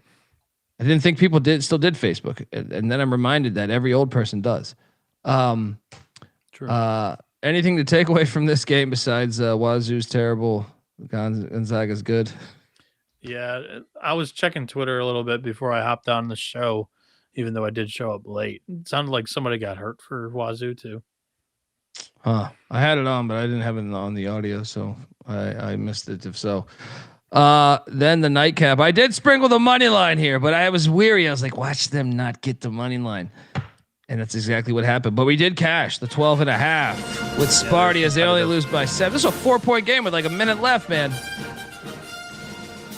I thought they had a chance to win this one too. I kind of tailed the money line because the power of Dundee in the long run usually wins out. There's a reason why the clientele continues to come back, but pretty sizable bet on the spread. And, always nice to have a not super duper sweaty one at the end of the night. Yeah, I agree. I think McIntyre might be back, but yes, that was always covering. Yeah. We'll see if he has it. Yeah, this was a great pick. I mean, we handicapped this one pretty well. I said they either win or they lose by 20. That didn't quite happen, but they're competitive all the way through. Yeah. Yeah. Hey, how are you? Hi, how are you? Do me a favor. Do me a favor. Look, I don't want your internet to go out again. Open that window. All right. The invisible lines need that glass is the reason why. Right? The invisible lines. Open that window so this internet works a little bit better there in Morgantown. Can you wrap your computer in aluminum foil? Put the positive, put the negative. You don't happen to have a metal rod in the house, do you? Yeah, not that I know of. Yeah, I don't know what the fuck's going on. This shit's fucking getting weird. It must be the temperature change. Got a little warm here today. Yeah. No, I don't remember this shit ever being like this. Yeah. Well, I don't know. You're telling me internet's still good over there at Bill's Tacos? When you go there, you have any problems watching the games? Do they ever just tap out? He's got his $5 parking. I think maybe it's because I'm racking up the $5 parking ticket. Yeah. How many times have you done cocaine off that parking ticket? And they're like, hey, you know what? This fucking prick ain't gonna pay his $5 parking tickets. We're gonna hack his Wi-Fi. This is funny from the juice. Fiber optic is definitely Ford in West Virginia. 1,000%. 1,000%. Mac, what'd you do in this game? I took San Jose. Did you bet it? Yeah. Okay, same as myself. This was the triple lock on Sparty. Too. I didn't bet Wazoo, but I took Wazoo. There we go. All right, game balls. Let's get to it. Before your internet gets out, hurry up, get them in. Top game ball of the night for me. As much as I want to say it's one of these teams that stormed, I think the most impressive win was Wisconsin. So give me Wisconsin, the Badgers, and Greg Gard, especially after I thought it was such a tough loss the other night. That I didn't bet the game, but I thought like Illinois would be the play because that was a heartbreaking loss and they got fucked by the whistle. But to bounce back and win on the second leg of the back-to-back away was super fucking impressive. Badgers game ball. Mac, where are you going? I will go to Purdue. We're just stealing all of Noah Petitti's plays. Yeah. So let's get these Big Ten plays in before Noah Petiti goes. You guys up. enjoyed Big Ten basketball. Anyway, continue with your Purdue play there. I mean, that Peacock is such a piece of shit that they had to start streaming it on NBC Sports Network so that people would actually watch it. That's such a smart play because it's such a pain in the ass. Yeah. Someone asked me about the SWAC thing the other day. I have the fucking SWAC thing. I paid for the SWAC app, but I don't often. It's a pain in the ass to get to. It's like Flow. If I'm really dialed in and that's their only games on, I'll do it. But in the middle of all the games, I'm just like, fuck this. All right. More times than not. Shout out to Hughes giving us $2 there. Our little secret, he's referring to the Golden Eagles, I think. Yeah. Bieniek, okay. You want to say some more? No, just to elaborate like that. Everybody was out on Purdue. They could have laid down in overtime when they fucking blew up that fucking 20 fucking point lead. But Bieniek and I with a nice win on Boilermakers. They ain't tweeting at me now that Purdue's too high. Dundee was there too, I think. This was a triple lock, right? Colby, you locked Purdue? He picked Purdue. I picked Purdue. I did not bet it, but I know the SWAC app is not free, but I'm saying. And look, Peacock's not free either. Yeah, Peacock's not free either. All right, and I had Peacock. I mean, all this shit is on the company card, so I just sit there and milk this fucking thing. But I'm saying, Like, you think my real hard Long Island money is going to be on me paying for Flow Sports? You're fucking crazy. All right. Bieniek, game ball, where are you going? Western Illinois, win number 1 in the OVC. Ooh, that's a good game ball right there. That's the only game ball they will get all year. Minus 10,000 odds on that. Respect my leathernecks. There's a lot of choices here. I think it's got to be TCU, even though there's another rivalry game I really want to play. But I think TCU playing their way into the dance tonight with the win. Jamie Dixon, always been a fan of you. Don't trip up. Don't trip up. I have a feeling you will. Don't trip up down the stretch. And I think you're soundly in. Frogs, let's go. Mac, where are you going next? Vandy. That is a huge win too. Yeah. I mean, they went wire to wire at the Jungle, beat their ass by almost double digits. Yeah. That's fair. That was a foxhole win for them. Hey, there we go. I mean, they just lost to Oklahoma at home, but wire to wire. That was wire to wire too. Byington had them boys ready to go tonight. Bieniek, where are you going? Have we given Richmond a game ball yet? That was the one I was pondering. It was either TCU or Richmond. So I'm glad you're hitting this. Yeah. Spiders proved me wrong. They won outright by double digits over George Mason. Yeah, there we go. Huge win for Coach Mooney and company.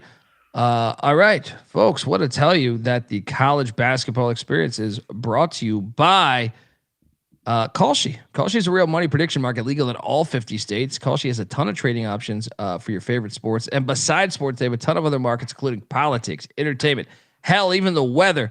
It's Kalshi. You can trade anything over there. New Kalshi customers get $20 when you use the promo code SGPN. That's Kalshi, KALSHI, promo code SGPN. And we're also brought to you by Rebet. Rebet is the #1 social sports book and casino that is out there. It's available in 35 plus different states, including California and Texas. Get in on the action with Rebet. Promo code SGPN, and that will get you a 100% purchase match all the way up to $100. Once again, Rebet, promo code SGPN. All right, we are back, and let's get to this slate because a lot of games. Not as excited as when I was doing the SGP show. They were giving me shit because, I'm supposed to pick like the top 16 to 18 games. I find the best games to be in the SoCon, the Sun Belt, and the AAC or the American, whatever they're called. Yeah, now for this slate tomorrow. I wonder if you guys would agree. I find like those 3 conferences kind of steal the show tomorrow. And it starts right here with the Citadel going to Western Carolina. Not really, but sort of, because the Citadel is only 4 games back. Did this make the cut on the SGP show? No, it did not. Cats are laying 7.5. They're in second to last place. They're laying 7.5 against this Bulldogs team. What the fuck is this line? I'm laying it with the Cats. Shout out to Weehawk. Mac, what are you doing here? Should we bet it? I don't know. It's on standalone. No, I got better. I mean, the line's off, right? I mean, the line is telling you to bet Western Carolina, right? Cocktail Napkins got it dead on 7.5. What? How's that possible? Citadel beat them like 2 weeks ago. I don't know. I'm on the Bulldogs. Let's bet this, Mac. Let's bet Western Carolina. Yeah, they're gonna fuck them up. Bieniek, yeah. We lost Bieniek. This is hilarious. Bieniek out. They said cocktail napkin with Citadel. What are you talking about? Maybe the Russians are in here, but yeah, double lock. Double lock on the Cats. Sell high. They're gonna fuck them up. Yeah. This could be a 20-point win for Western Carolina. 18. I think so too. I think they're telling in the fact they lost 3 in a row. This is the perfect get right spot. Citadel's 2-10 on the road. Let's go. Let's lay this thing. Hey, real quick, why has our Wi-Fi been bouncing more than ever? I don't know. It's weird because I just did a 2-hour show with SGP and we didn't have any problems. So it makes me think that you guys are just in terrible internet spots. What's that speed you're paying for over there? You pay for that bullshit? You pay for that bullshit speed? Who you using? Shout out to King Jackoff. Shout out to King Jackoff giving us $10.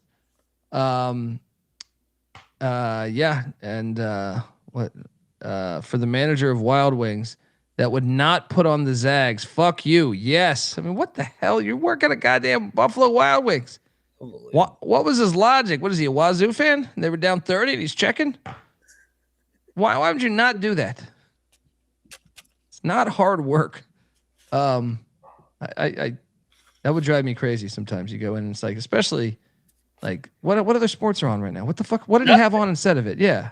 Nickelodeon on or all that other TikTok bullshit. Bieniek, would you have the Walnut Street Wi-Fi? What's going on over there?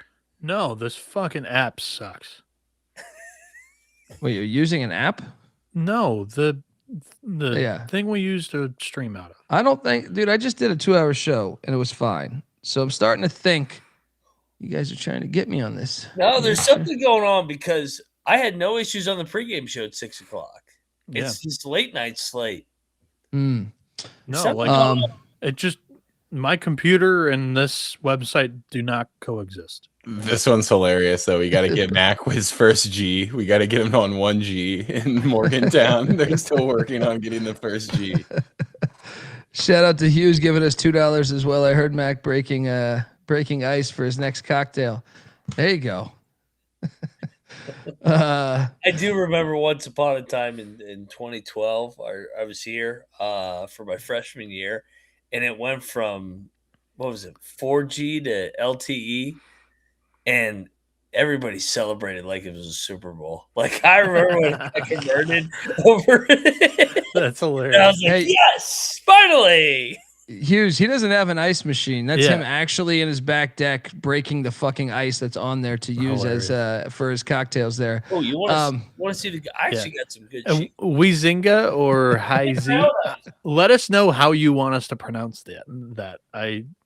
I'm struggling. We're struggling over. I'm gonna be honest. No matter what you answer, I'm probably gonna fuck it up. So but still be good for Bieniek. He'll correct me. Old-fashioned way, baby, right here, baby. You get the cube. You leave that out there, right? You put some water. Oh shit! How do you freeze that? You put it out on the back deck, huh? That's all I've had to do for about a month. It's been fucking 10 degrees in this motherfucker. Old West Virginia secret.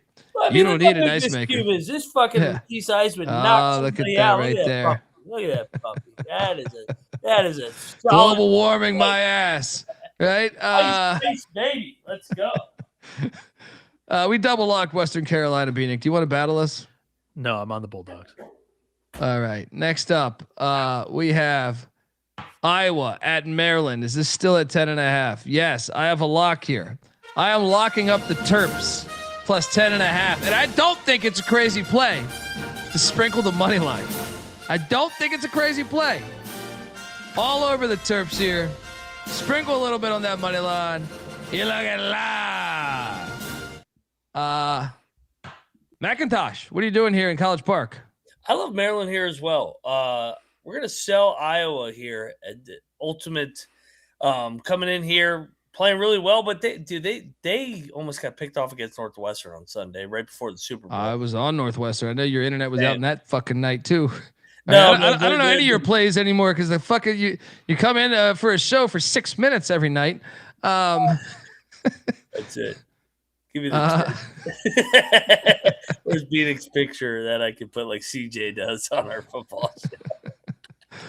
I love the Terps. Lock it up. Dude, sprinkle a little bit on the money line, Mac. Sprinkle a little bit on the money line here. Let's go. Buzz was apologizing to the fans today for how bad they are. This is what I love, dude. I read this thing.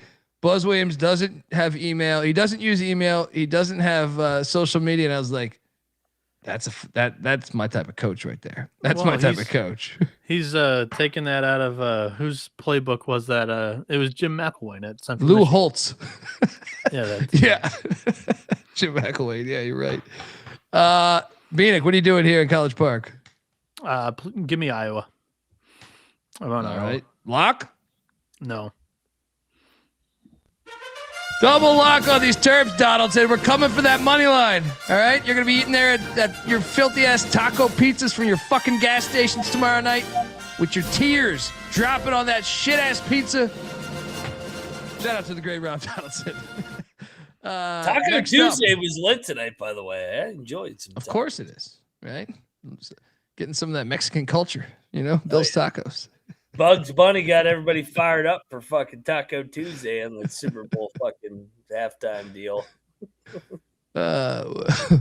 We'll take 2 more tacos. Por favor. Por favor. I swear, I was at the fucking Mexican restaurant today. I was like, God damn, this sounds like a goddamn Super Bowl right now. This guy. Mac, word is he brought a piñata there, right? And they're like, what the fuck are you doing, right? So what are you doing here? Whenever I hear somebody lovely music, I go, yeah, I wish I could understand one word. Whenever I hear somebody say por favor now, I only think of that Montoya meme. Like, Montoya, por favor. Montoya, por favor. Mac's like, I had to go all the way to Pittsburgh for this fucking piñata, right? And couldn't find one in Morgantown. The Plaza stuck ahead. Bugs Bunny playing. I'll take another cerveza. Thank you very much. Gracias. And then Bill just goes, cerveza, it's just Budweiser, bro. Keep it coming. More chips and salsa. Next up, Boston is at Army. BU laying 2.5. This is a filthy game. Boston won by 9 back on January 10th.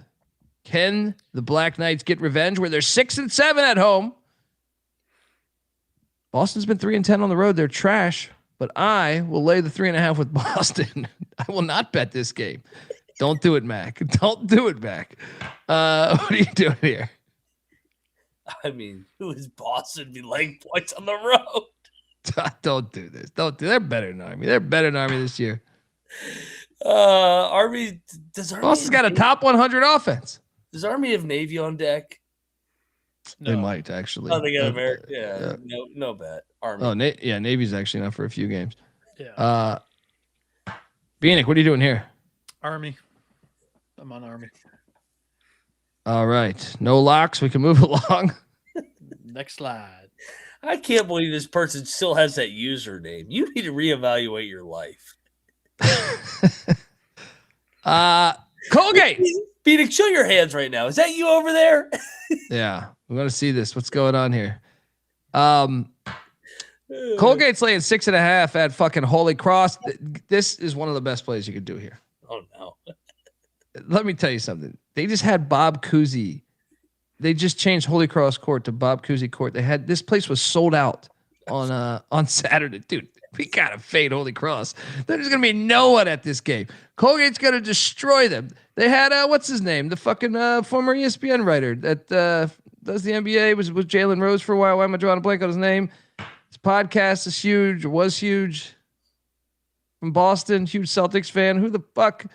Why am I drawing a blank on this fucking guy's name right now? You know. Which era are you talking? Bill Simmons? Yes, Bill Simmons. Thank you. Oh, God damn it. Just talking to these fucking guys. Is. He was at, you don't know who Bill Simmons is? No. Who's that? Reporter. Right. Yes. Skinny white guy. He was at the Holy Cross game with Bob Cousy. They had everybody there. They had all these greats there. Well, I'm not saying like former players that were great. This is a smash spot on Colgate system. Let's go. Mac, you in? Did I sell you? Yes, you did sell me. Let's go. Let's go. Right. Raiders double lock. Let's go. Bieniek? Come on, this Cousy play. You know I'm right. This. I'm not. They gave everyone a koozie too with the Bob Cousy's face on it, and I will stay away. Oh, you're dude. This is free money. Colgate's gonna fuck them up by 18. Free money. See, these are the type of pick Dundee handicaps that you have to jump on. These are the ones that people will laugh at in the chat, and then we end up laughing afterwards. They don't know. They don't know out there that it was Bob Cousy night. All those fans came out for that free Cousy and to see Bob Cousy. They're gonna be like 6 people at this fucking game tomorrow. All right, guarantee you, 6 people. They're in fucking like last place too. Why? This is a smash spot. Colgate's gonna win by 15. Alt line. Let's go. Alt line this thing. Next up. Oh God. USC is at Ohio State. The Rose Bowl. Hate this game. This line has jumped up to 7.5, so this line is not accurate. And guess what? Chad Baker-Mazara is a game time decision.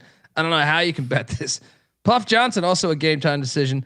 Give me the Buckeyes. USC's been on the road. They got fortunate to get past Penn State, but I don't feel strong about this play. And I don't like taking the Buckeyes knowing that Epstein Island was, you see this shit, Bieniek? I'm sure you got this whole tie-in with Ohio State and Epstein Island is filthy. Actually, you know what? Give me the Trojans. Fuck Ohio State. All right. There we go. Who's on Epstein Island? Greg Oden? No, they kept going to the, I'm very glad this is not on my. Are you not familiar with this? Page. Oh, dude. No, they kept. What's the guy's name? Greg Oden. I just read a story about this. They were going. There was like 1,000 phone calls to Ohio State, and Troy jumps in. Somebody talking about Epstein? Yeah, jumped in right away to just say, Mac, you know what wasn't on Epstein Island? Trojan condoms. There you go. I read this article. Where the hell's this doctor's name? Is it? No, that's not it. How did this? Okay. I'll find it. Keep talking. Knowing Colby or something, it was probably some parody, like fake TMZ reporter or something. I think it could be the name. Hang on. Is it Tressel? Les Wexner? Oh, that is definitely, dude. No. What, am I getting bit? You can't be falling for this stuff. No? Click Am I his wrong? bio, please. Yes, No. it's one of the big ones. Hold on. I clicked on an actual news story and I sent it to my Ohio State boys. That's how I know I think it's real. Hold on. Keep talking about the game though. Keep talking about the game. I'm gonna find this. Les Right, Wexner so is while he's definitely looking, one of the- I'm not 100% that's the name. Give me a second. Okay. Yeah. While Colby's looking, how the fuck do we not bet USC here, Bieniek? NBC4 Columbus, motherfucker. Okay. Yeah, Les Wexner, I don't think is. Mark Landon. I'm sorry, Mark Landon. Okay. Yeah. Do a deep dive on Mark Landon and have fun with that. Dr. Landon was making $25,000 every month from good old Epstein. Yeah, do a deep dive. Don't do a deep dive on that actually if you want to have a nice day. But give me USC. Yeah, there we go. Thank you, Map Crow. Who is fucking Diebler to be laying points? Yeah, I trust the Muss. I trust the Muss bus, man. They're not. I don't think they're on the bubble. I think they're going to get in, but I like USC. I'm going to lock it up. I think they're going to win the game outright. Yeah, and actually, this is actually terrible because I know USC's got a bunch of people tied to Epstein Island too with all this movie producers and shit. This is a terrible game. Don't watch this game. Boycott this game, all right? But give me USC in the points. Mac, you're locking this? Yeah, I'll fade Diebler as a favorite, always. Moneyline McIntyre, locking up the Trojan men.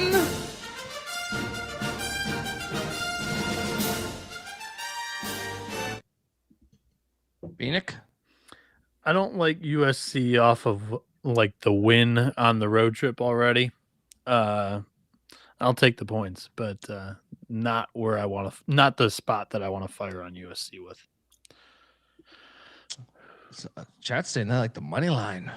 Mac, are you with that on the money line with these Trojan men? Yeah, better coach. Been out in the East time zone. They got to have the game to solidify their tournament. Kind of a bubble game here. And I think Ohio State's off Michigan too. I don't think Ohio State's good. Next up we have VCU at LaSalle. I got a lock for you. LaSalle. Mac, the shipment's coming in. Dude, VCU out of their mind. Capital Classic on deck. Capital Classic on deck. Yeah, D-Nice. LaSalle lock. LaSalle plus 11.5. Lock it up. Let's go. Moneyline live. I don't know about that, but give me the 11.5. The A-10 is fucking destroying themselves. This would be right on brand for LaSalle to pick off VCU here. I will say, you know what? We probably just should throw a few bucks because VCU on the road beat Fordham by 4. Mm-hmm. They beat Davidson by 6. They lost at Mason. So, I mean, they have play with their food a lot on the road here. So sure, sprinkle a little bit on that. Bieniek, what are you doing here? 12.5's out there, says Monty. Let's go. Yeah, I mean, Nichols has the boys kind of being a little feisty. At home. I believe they get Jerome Brewer back tomorrow too. But I'll take him to cover. Lock? No. All right, double lock on the Explorers. Actually, you know what? I will. There we go. Fine. What was it that changed your thought process there? Just a look at spot 2 for VCU. It's a big sandwich. Triple lock on the Explorers.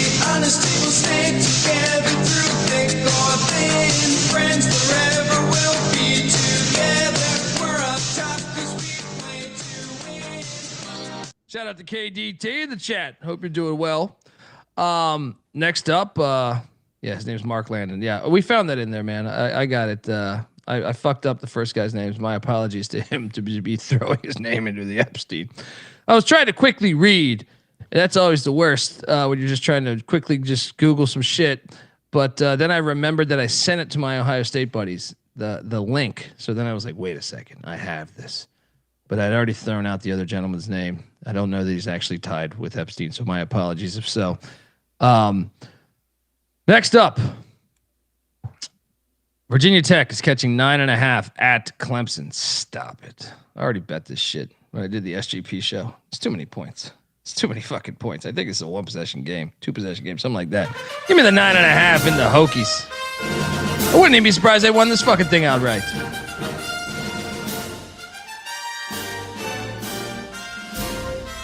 I did. My bad, Rob. I might have thrown your name into the Epstein files too. Whoops. But Mac, what are you doing here?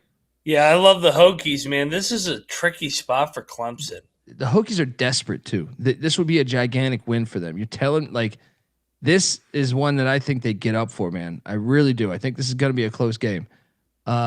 Continue on. Yeah. Clemson's off the West Coast trip and they got at Duke on Saturday. I love the Hokies here, man. I think they're live on the money line. I told you this. I think this is going to be all tied up. This is like the NC State game again. This will be tied up with like fucking 1 minute left. And we got to sprinkle the money line here. Let's go. Double lock, gobble gobble on these Hokies. Bieniek?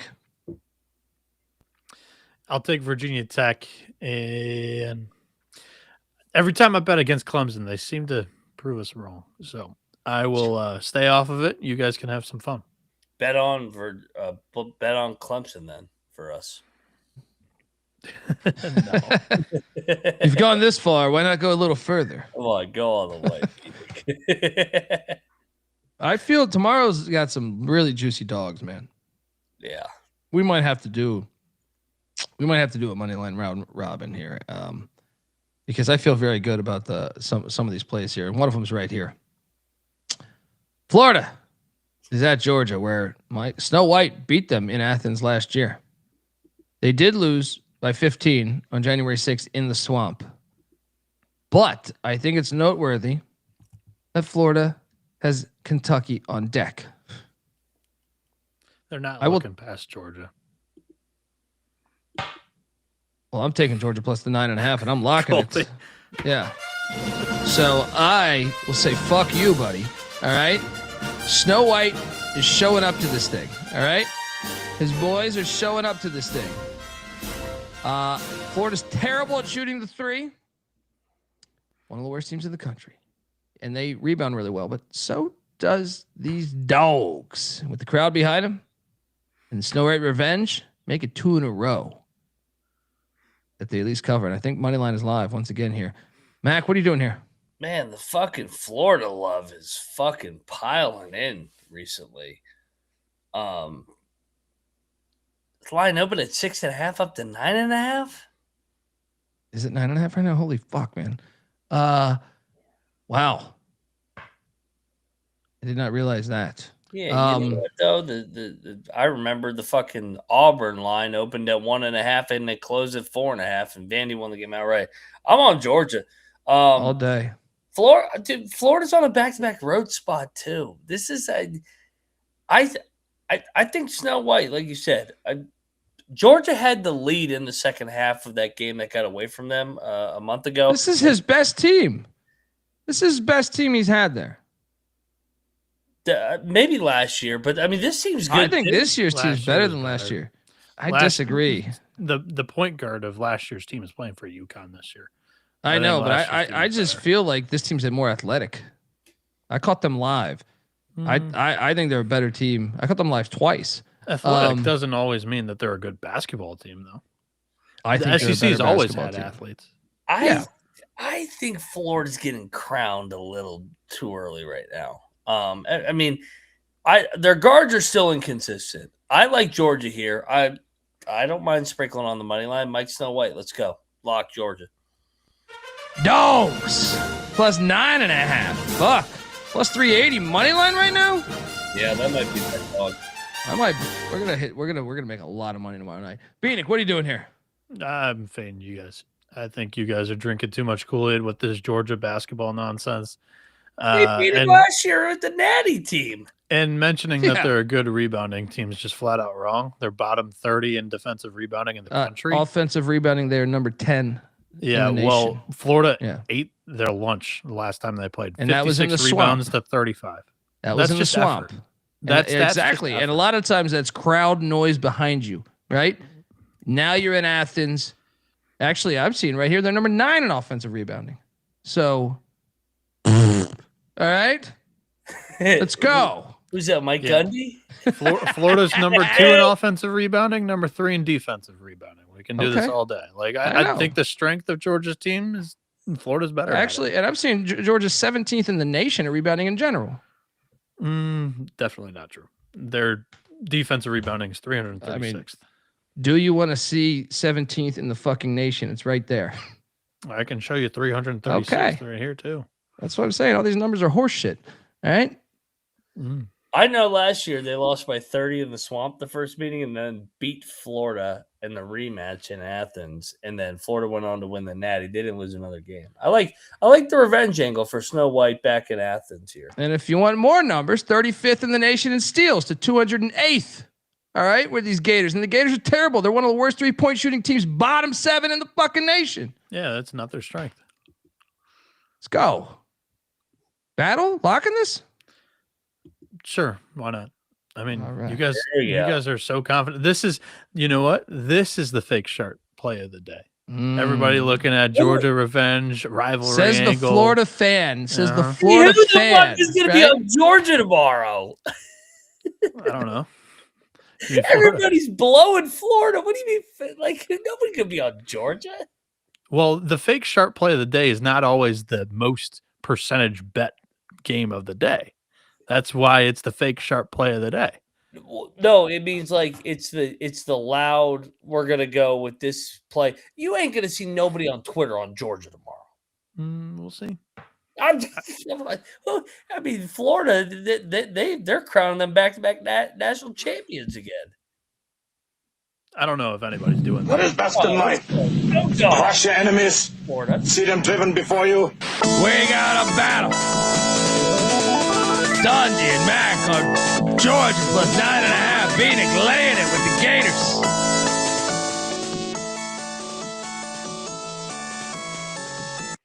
And Bill, those are his 2 favorite teams, Florida and Michigan. So I'm saying it's like sometimes now you could argue he might know Florida better than most. So maybe that's in his favor here. It's on you to decide out there. Yeah, I mean, I only predicted them to win the national championship like the second week of the season last year or anything like that. That is true. So. That is true. And you did that with Michigan this year too, didn't you? So there we go. Next up, that's a good thing. Going, get your tickets now. Yeah. Todd Golden was in the FC. Todd Golden probably was. Yeah, Todd Golden was basically raked over coals last year too. I'm fairly certain Todd Golden. We haven't got to it yet because there's still a bunch of names apparently, but that one is. I mean, that's a lot. Next up, Todd Golden's got a bunch of parking tickets too, going downtown to the student lot. Is this the worst game of the day? Cal is in Syracuse, New York. Too much unnecessary hate. This is just a stupid game. It should never happen. All right? What are you sure, that I guess I'll agree with you. But every Cal game that they play in the ACC is stupid. No, but specifically this in Boston College, I think are worse. Like this in Boston College, you're like, why? So far up there too. Yeah, Syracuse lay at 5.5. Are you surprised they're favored by 5.5? I don't know. I'm a little surprised. But then I'm like, the travel. Well, how many points you throwing in there because of the travel? Is this a buddy of Matola? This has to be like one of his boys. Sizemo, $5. I would like to add Matola's name to the Epstein files. Thank God I have a room. That has to be one of Matola's boys. We met him, I think, last 2 years in Vegas there. Yeah, we've met a couple of his buddies, but I'm just like, this is wild to send if you don't know Matola. I love it. You got to have fun in life. You got to have some jokes, have some fun. Shout out to Sizemo79. Looking forward to buying you a cocktail in Vegas, brother. I got no idea what the fuck to do here. You know what? Give me Syracuse. No, actually, Cal's better than Syracuse. What happened last year when they played? Did they play last year? Yeah, Syracuse they had to won at play Cal. once. Yeah, I'll Cal take was garbage last year. I'll take the Orange Man, but no luck. Not This year, they're not at least on touching the this outside game. looking in of an at-large bid. Who? Cal? Cal, yeah, they don't have a bad loss. They just don't have many good wins. Mac, what are you doing here? I like up Syracuse. I think the line is telling. Why are they favored by so much? I thought this line would be I like, ended up picking it, and I think that was my logic. Was like, Like, why? I thought this line would be like 1 or like 2.5. I look up, it's Well, I don't get the rain man cold, But they're counting down 7-6-5. no cues. Mac, lock it up, Syracuse. Our trip. Lay at 5.5. Bieniek, what are you doing here? I'm on Cal. No bet. Next up, we have. He's gonna win by 20. Watch. This is the real money line. This is the real Jesus fucking money Christ. line. All right, this one is hitting, dude. This one is fucking hitting. Bediako ruled out. Yeah, that's a huge distraction. Latrell Wright sells a game time decision. He's always hurt. Dude, Beards lost 5 in a row. He got thrown out of the Texas game. Plus 280 money line. This is the one I think I like most so far for the money line. Give me these Ole Miss Rebels. Let's go.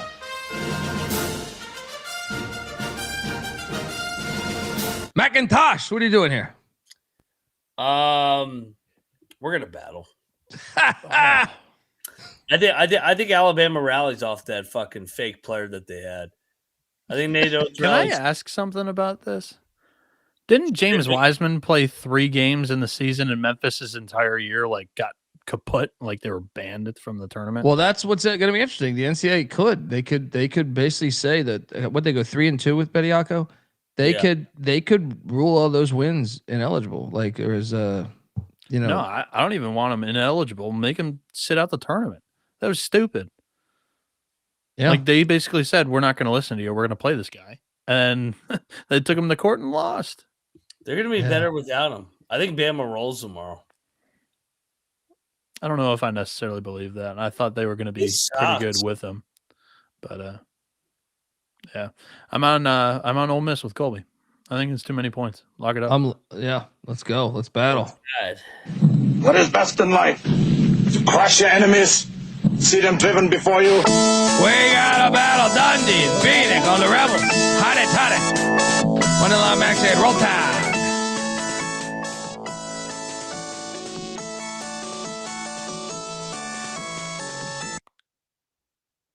Next up, Eastern Michigan's in Kent, Ohio. Kent State's laying 10.5. They won by Drill 1. spot.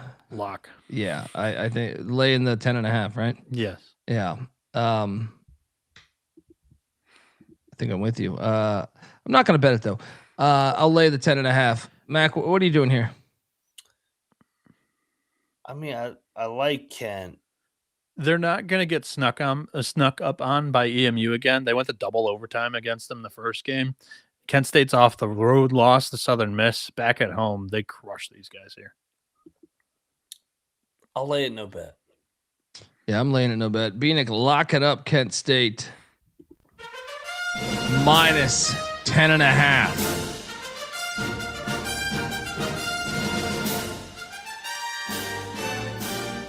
Had a 3 straight game road trip too. There's a 9.5 out there, says Monty. So jump on that, Bieniek. Oh. Next up, this game is a gigantic game. This was on the SGP card. They're giving me shit about this. Yeah, but if you look at this is a great game. Yeah, if you first, or I guess they're 2 games back. Well, yeah, Austin Peay's got a 1-game lead on Central Arkansas. Behind that, Queens is 2 games back out of first. Lipscomb 3 games out of first. So it's going to be an interesting race with all of those teams down the stretch. Are you shocked that Austin Peay has won 6 straight? And Queens is the favorite? I'm locking up Queens. Lay the 2.5. They're experienced, one of the more experienced teams in the conference. Let's go. Mac? I love Queens. They've been dominant outside of that random 3-game stretch where they just were not making shots. I think Queens rolls by double digits. Let's go.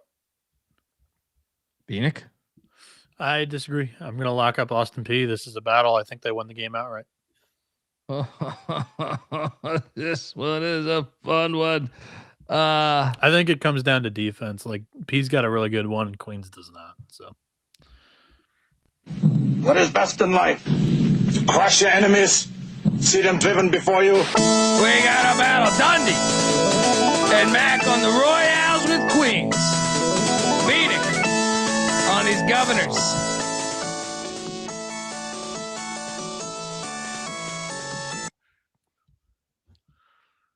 All right, next up we have Chattanooga, East Tennessee State, the rail rivalry. This game's pivotal.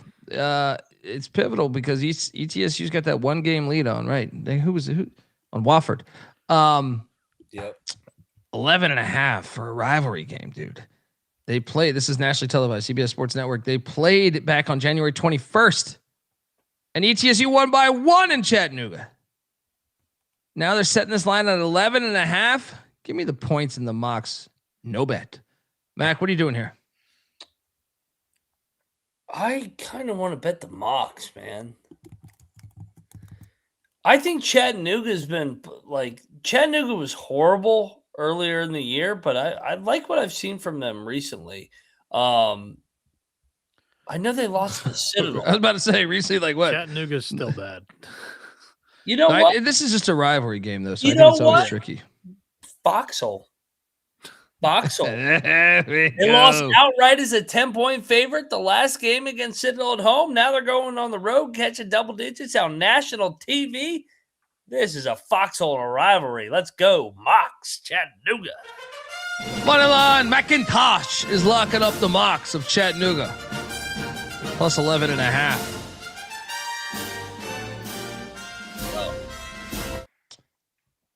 I'm on Chattanooga. I'm not playing it. And for those that are interested, the cocktail napkin has the game at 14.5. This game was not on the card, but this next one was on the SGP show. They were giving me shit. Furman is at Mercer. Pivotal game in the SoCon. This might be separation SoCon Wednesday here, whatever fucking day it is. Yeah, Wednesday. As we have Mercer currently laying 2.5. So Furman is 3 games out of first place, right? In third place currently. Mercer tied with them. So gigantic game in this conference. Mercer laying 2.5 right now. It was 3.5. I don't know if that's still out there. Chat, is 3.5 still out there? Either way, I'm going to take Furman to go into Mercer and get the win. right now, you could talk me into potential lock here, but I think I'm just going to take Furman. Mac, what are you doing here? Another foxhole here. It's another Both teams are on losing streaks, man. Yeah, but Furman just lost as a fucking 11-point favorite at home. Now they're catching points at Mercer. Come on, they already beat them the first time. That game came right down the wire. They're going to beat them again. Furman didn't play well the first time. They win the game outright. Furman lock, foxhole in the SoCon. 3.5 is still out there. The professional. Where are you seeing in that? Furman, Chattanooga. Let's go. Bieniek, what are you doing here? Laying it with Mercer, but I ain't touching it with a 10-foot pole. I don't know what team's showing up the last couple of games for the Bears right now. Yeah. I'm going to stay away. Max, lock it up. The Paladins. Apparently, there's a 3.5 out there somewhere. I don't know where. We're waiting for the professional, but even if not, then 2.5. So shop around. This is a proud program. We're going to get it done outright. Next up, we have Robinhood app. It says, interesting. Mac, get the 3.5. You might need it in that shit, though. I think they're going to win it outright. I think they're going to sweep them. Next up, we have a case of Blue Bulls. The Buffalo Blue Bulls are in Muncie. Not going to get Muncie out in the middle of nowhere. Taking on Ball State. Buffalo laying 1.5. I'll take Ball State to win this game. No bet. What is this line? Mac, what are you doing here? Yeah, Buffalo's struggling like hell. Give me Ball State, no bet. Ball State's actually been playing a lot better lately. They've won 4 of the last 6, whereas Buffalo's trended in the wrong direction. Ball State, so I'll take the Cardinals too. Yeah, chippy Ball State. Baby. Clark's cracking me up. Yeah. No locks though, right? No one's locking this. No. All right. Next up, UTEP is taking on Jacksonville State. UTEP with coming off a big win in a rivalry game. That place was lit for the New Mexico State Battle of I-10. They win by 3. Now they hit the road to take on Jacksonville State, who's kind of been hot of late. I think they've won 6 of 10. Big win against Kennesaw State and at Western Kentucky. 7.5 is a big number, but I will lay it with Jacksonville State. Just because it's off of the fucking rivalry game. You could talk me into a lock here, Mac. Your thoughts? I'm not blocking this one. I love Ray Harper as much as anybody. They're somehow, once again, right there, second place in this league. They're going to win this game by 7 or 8. So I have no idea. Let's stay away then. All right. Lay it. No bet. Yeah, they're so much better against the spread as a dog. Cocktail Napkin's high on them in this spot. Has a minus 11.5, but I just can't pull that trigger there. I'll lay it, but no bet. UTEP is so bad on the road is why I thought. And then they're off the Battle of I-10. That's why I was like, is this a perfect spot for Jacksonville State to win by 15? But I'll stay away. Stay away. 3.5 or 4.5, and then I'd be like, all right, we can fire on that. Next up, we jump over to back to Separation SoCon. VMI at UNC Greensboro. You guys are on drugs. Be up doing the show in America. We're here in a warm summer night in Australia. Yes. And what are these two teams separating from? Last and second last? Well, it's just the theme for the conference because you have Wofford playing Mercer. You got the rail rivalry. You also have I'm sorry, you don't have Wofford playing Mercer. You have Furman playing Mercer. Game. Well, look, I mean, right now you're laugh, but Greensboro's currently in 5th place. They're playing better. They're in 5th place right now. So if they can continue to stay hot, they just hit as a double-digit dog. How is Greensboro in 5th? I told you they were going to in the preseason episode. I said they're going to play better because Mike Jones is a proven winner. They're young. They're going to get better throughout the year. With that said, I'll lock up VMI. Please elaborate. Who the fuck is Greensboro to be laid 8.5? I mean, they've been great as a Is this at the Coliseum? Where is this at? Is this on campus or the Coliseum? This is way too many points. This is the Coliseum. Yeah, it is. Dude, I think you're probably right here. I will take VMI as well. Fans aren't coming out to watch this shit. Fans are not coming out to watch VMI. Give me the points and the key debts. I think he might be onto something here, man. I'm also on the points, but come on. I'll stay away. We've lost 10 in a row as VMI cadets. Let's go. Sprinkle. I'm in on this. At the Coliseum, no one's going to be there. Let's go. Give me these key debts plus the points. We lost 10 in a row. Yeah. 10 in a row. Let's get there. Next up, we have Toledo in Kalamazoo taking on Western. Both teams coming off of a shellacking by the Sun. Well, I guess JMU barely got past Toledo, but Western, didn't they get destroyed? What was that? 16-point loss at Texas State. Mm-hmm. I'll lay it with Toledo. Why do I feel like they're going to fuck around in this game, though? Like, part of me is like, dude, they're a lot better than Western, but they fucked around with Western the first time, too. Only won by 5. Yeah, I'm staying away. I'll lay it, though. What are you doing here? Lay it, no bet. Just going off feel. Give me Western, no bet. All right. Next up, we jump to West. Oh, wait a second. Wofford at Samford. This game was on the SGP show. They were shitting on me. This is a gigantic game in this conference. Huge. Wofford is 1 game out of first, traveling to Birmingham to the Pete Hanna Center to take on Samford, who's still in the mix. They're tied for 5th place with Greensboro, Bieniek. What is this line? Yeah, I mean, I'll take Wofford, but I'm not betting this fucking thing. It reeks. It's telling you to take Samford. I don't log of Samford. Samford's playing fucking hot recently. Won 3 games in a row here. 3rd straight home game. Dude, Wofford's overachieved. The Lions town, they're gonna get drilled. Well, Samford lock. Yeah. I'm reading the SoCal. I mean, it makes a lot of sense. I don't understand how the fuck they got this line. McIntyre is locking up Samford. Is there an injury I don't know about? I'll take Samford too, but I'm not going to fire here. I think Wofford's played better. Wofford beat him by 10 2 weeks ago, dude, or 3 weeks ago. It like, doesn't make any sense. Doesn't make any sense. Nope. You know what? I on the SGP show, I said I'll take Wofford in the points, but you're almost convincing me to Benedict this. But I'll stick to my pick. No bet. Who'd the other guys take? All took Wofford. So yeah, they don't know about the Samford. Yeah. Next up, we have West Georgia in a rivalry game in Florence, Alabama, taking on the Lions in North Alabama. North Alabama lay at 1.5. I will lay it, but I will not watch this game, bet this game, or do anything with this game. Mac, your thoughts on this one? I agree.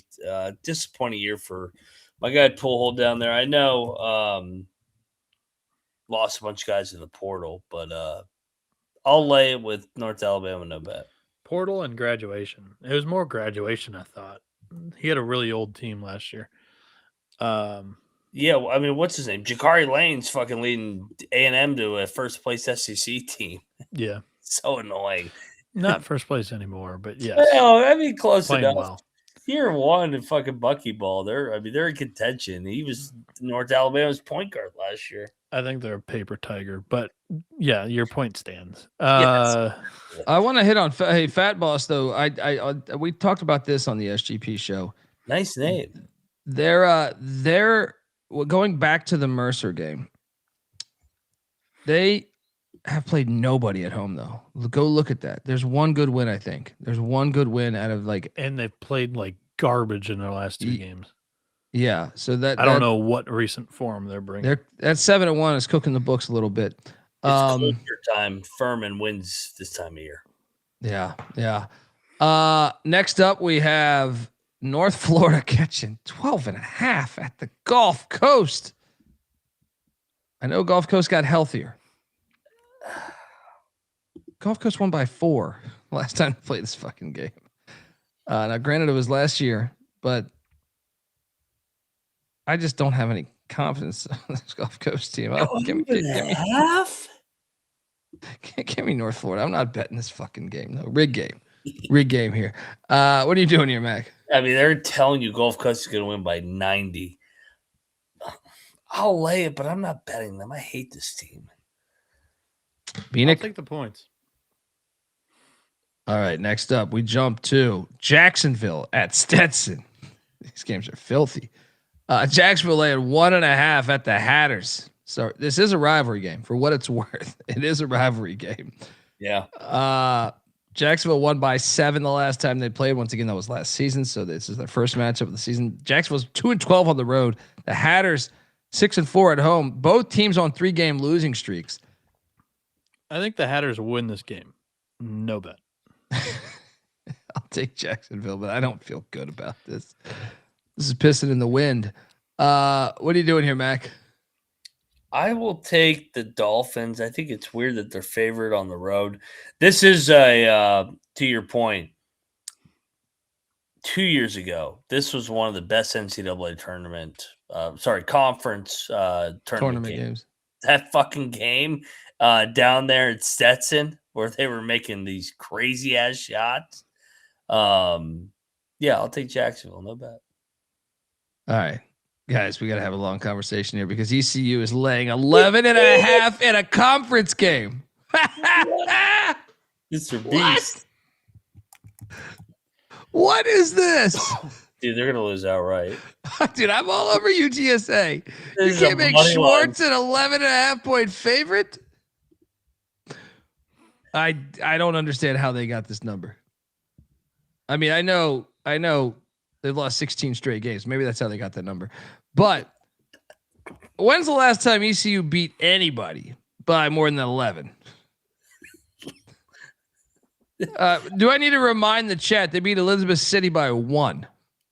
Yeah. Right? I mean, Presbyterian is a 1 win this year. Can we play this angle too? Like, if not now, when for UTSA? They have to win this one. They have 2 games against East Carolina on the schedule. I think those are the only 2 games that they're able to win. Yes. Possibly. So 11.5? We have to go in on UTSA. Oh, this is ridiculous. UTSA lock. Yeah, I'll take the points. I'll bet it, but I will not touch that money line. Yeah, I'm not touching the money line either because my Pirates always win in life. All right. Triple lock on the Roadrunners.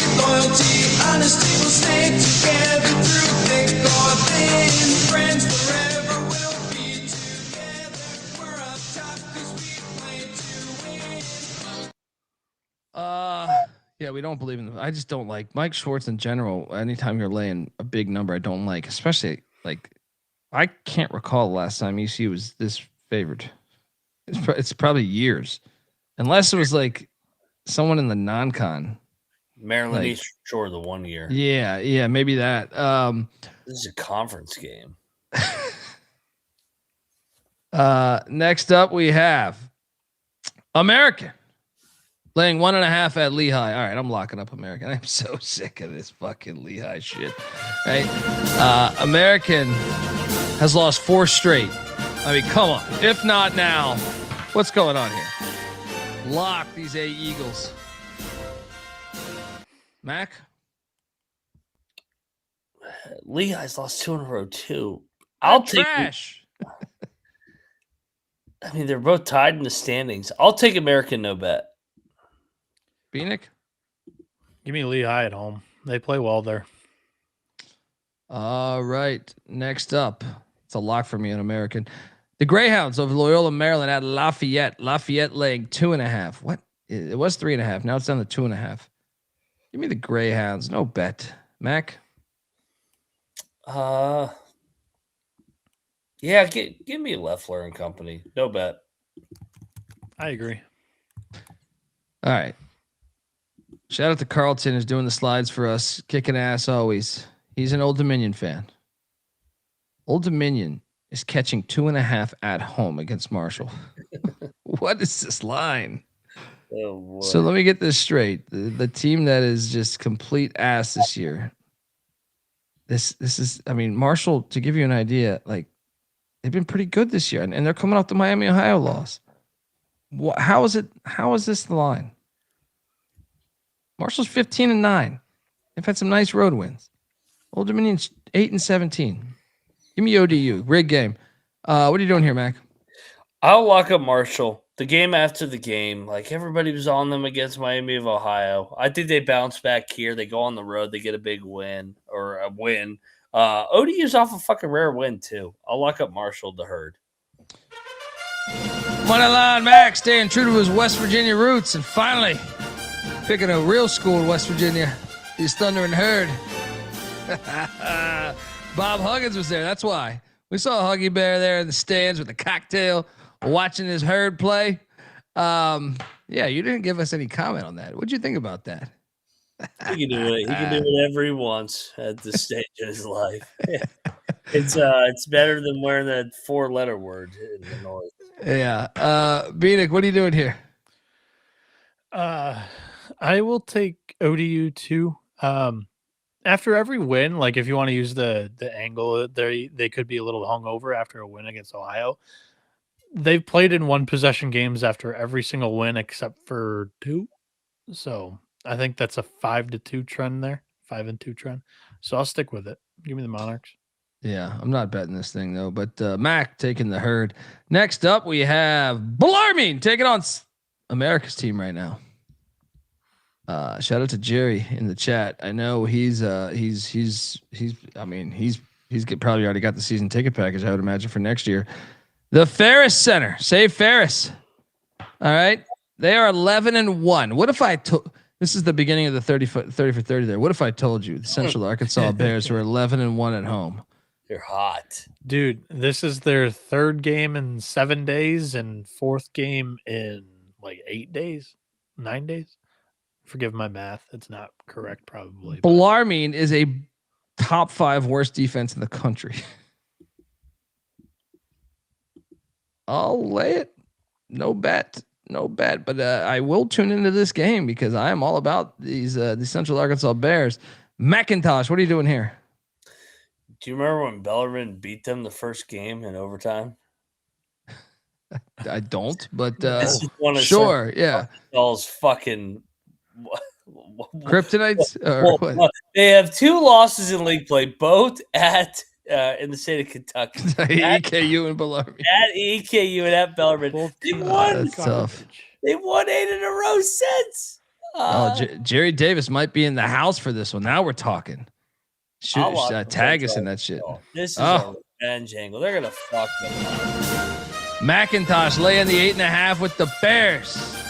TW saying, hey, by 15, might as well outline that bitch.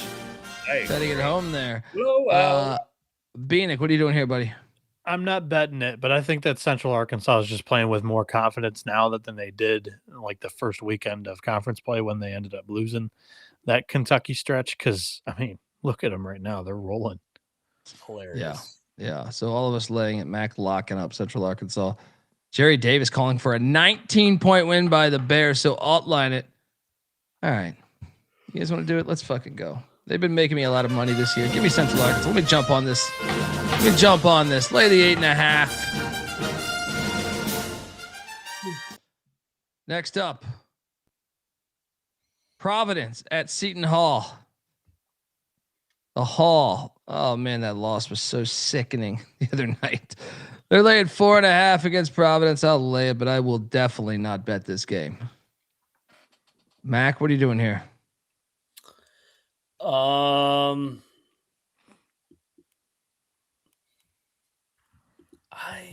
kind of want to bet Seton Hall.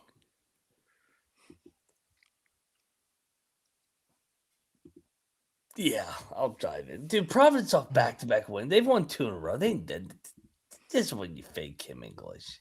Let's go. Moneyline Mac locking up Seton Hall minus 4.5. Clark's battling, taking Providence on the money line. Well, fuck Providence. Seton Hall's gonna happen. Bieniek, what are you doing here? Yeah, I mean, Providence has Edwards back. In 24 minutes, he put up 25 points against DePaul. So he got his feet under him. I think you may catch Providence a little undervalued right now. I can see the thought process of taking them on the money line. I won't do that. I'll take them on the points and just see it out. Yeah, and the chat basically saying when it comes to this game, I don't care. Next up, we have this game is a we'll see if UConn can bounce back, laying 10.5 at Hinkle Fieldhouse against Butler. I know it's chalky, but I'll lay it, but I don't feel amazing about it. So I feel like everyone's going to be on UConn minus 10.5, so I can see Butler covering, but I also think Butler. Same. I feel this way too. But I feel like Butler's also trash. So I'm like, I'll lay it. No bet. Mac, What are you doing here? I'll lock UConn. I'll be the chalk here. Yeah. Bieniek? Yeah, I'm not betting it, but I'll take UConn. I think they fuck them up. They've quit on it. McIntyre locking up the Huskies at UConn.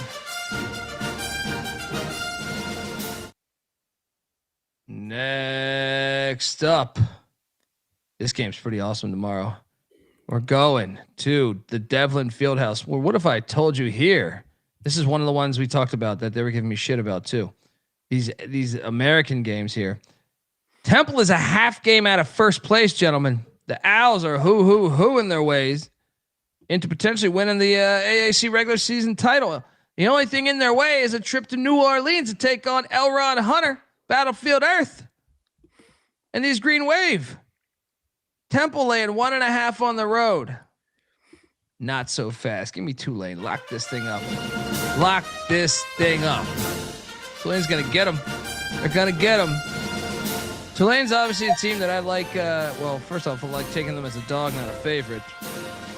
Also, they played just a couple weeks ago, right? Or no, was that last season? It might have been last year. 3-point game. So I guess that's irrelevant.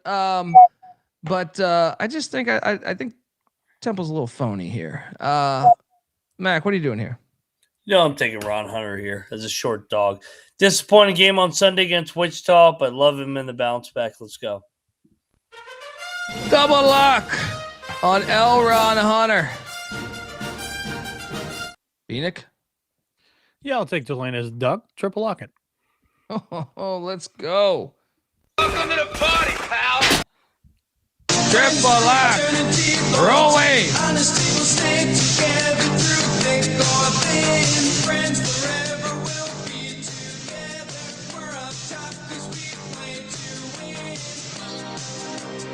There's a lot of great games going on in the AAC. When you add in the Temple Tulane game, when you add in the ECU UTSA game,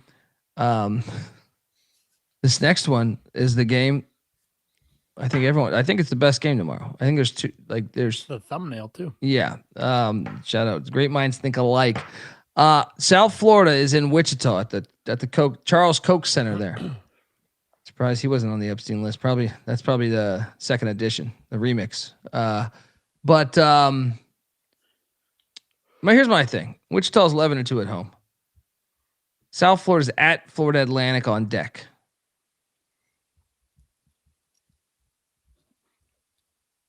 Are fans going to show up to this fucking game? Because first place is on the line. They got to show up. What are you doing in Wichita? I saw some social media shit. I think they're going to show up here. I'm locking Wichita. I think the Shockers roll. Yeah, I'm locking Wichita. We're battling Clark. Double lock on the Shockers.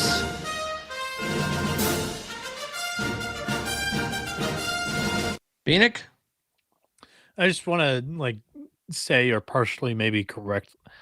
First place isn't exactly on the line. It's a 3-way tie at first place with South Florida, and Wichita's a game behind. So, everybody would have to lose for Wichita to take first place. Well, but they're playing a first place team. So, well, we kind of talked about this the other day. Wichita controls their fate because they host Tulsa next, right? So if they win this. And then they host Temple. They get all three of the teams they're competing with in Wichita. So I mean, yeah, okay, I guess technically you're right, but I just think if they can take care of business at home here, they will win the conference. Yeah, Cocktail Napkin has the wrong team favored here, and I believe it. Give me Wichita State. This is probably the biggest game they've had in a decade since in this conference, ever in this conference, I would say. Yeah, I like the Shockers, and for that crowd, I hope it gets up for them. It's Cocktail Napkins got them 4.5 point favorite. Let's go, Wichita State. Let's go. Perfect time to bring back your football program, Wichita. Let's go. Tomorrow. Let's go. Let's go. Triple lock on the Shockers. Honesty will stay together through thick or thin. Friends forever will be together. We're up top 'cause we play to win. Can't wait for that game. Next up, Northern Illinois is off a win. I repeat, Northern Illinois is off a win against Georgia State. Road. Yes, in Atlanta. Bowling Green lost by 1,000. You want to talk about smash spot? They should kill them, right? I will lay the 6.5 with Bowling Green. You're not going to get a better spot for Bowling Green all year, I don't think.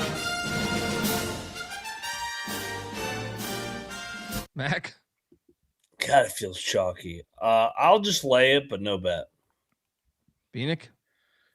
Bowling Green's played piss poor lately. I'm not gonna I don't feel comfortable laying 6.5, but I'll take him. All righty. Next up we have the battle for the Sitting Bull Trophy. North Dakota at South Dakota. The Coyotes are laying 1.5. What are this? Are they? They're still kind of alive, right? I feel like these teams. Yeah. I think they're in the middle of the pack, both. I mean, North Dakota's 2 games out of first. Fighting Sioux, 2 games out of first. South Dakota's right behind them, but 4 games out of first. So South Dakota, kind of eliminated, I would say, or just I guess they would have to win out or something. Yeah, eliminated. There's 5 games left. I will. I'm going to lock up South Dakota, though. I think they're going to drill their rivals tomorrow. Ooh. They lost by 16 at North Dakota just, 2 weeks ago? They remember that shit. You don't walk into the Sanford Coyote Center, push these boys around. They're 10-4 at home this year, too. Lock, Coyotes. One action in this Sitting bullshit. All right? Mac? I'm going to take North Dakota here in the foxhole. They got their ass kicked at home by fucking Denver. Now they're hitting the road, rivalry game. I like North Dakota. It's complete 8-3 team in a foxhole, Colby. They're catching points. This foxhole, the definition of foxhole is changing by the fucking minute. Kind of like a pussy, just kind of gets wider and wider and wider, and there's no bringing it back. What was the spread in the Denver game? We were on Denver money line, 11.5, I believe. Yeah. Okay, so they lost as an 11.5 point. They lost by 20. Lost by 20. Still, I thought foxhole was like if you've lost a few in a row. Yeah, you're moving this shit. You're moving the goalpost here. No, the origin. This fucking cops out there fire. That's incredible. You can see it go through. Fucking foxhole right here. It's the foxhole spot is if you're embarrassed at home and then you're hitting the road as a dog. It's an overreaction line. Wrong team favor. North Dakota is going to beat these little stuff. So that's a different definition than the one I heard too. Yeah, I don't know what's happening with this foxhole thing. It's been the same. It's been the same all year. You lose the favorite at home. You hit the road as a dog. I hear there's rumors on the internets. This foxhole thing is changing by the minute. I don't like that because I thought we had this thing defined. Bieniek, what are you doing here? I don't subscribe to the blowout theory of South Dakota, and I don't subscribe to the foxhole theory. I'm going to hope to land somewhere in the middle where South Dakota wins the close one and they cover. Fuck your dad, kid. Shout out to Jefferson. He goes, I had to shit in a foxhole once. That's Max play tomorrow right there. Shitting in a foxhole. Yeah. And look now I'm just everything's under review with his foxhole thing. And if anything, I'm convinced. You disloyal fool ass bitch made punk. We got a battle though. South Dakota's winning road games. All of a sudden, they're going to get fucked up at home now. Watch. We got a battle. Dundee on the Coyotes. Mac on the Fighting Sioux.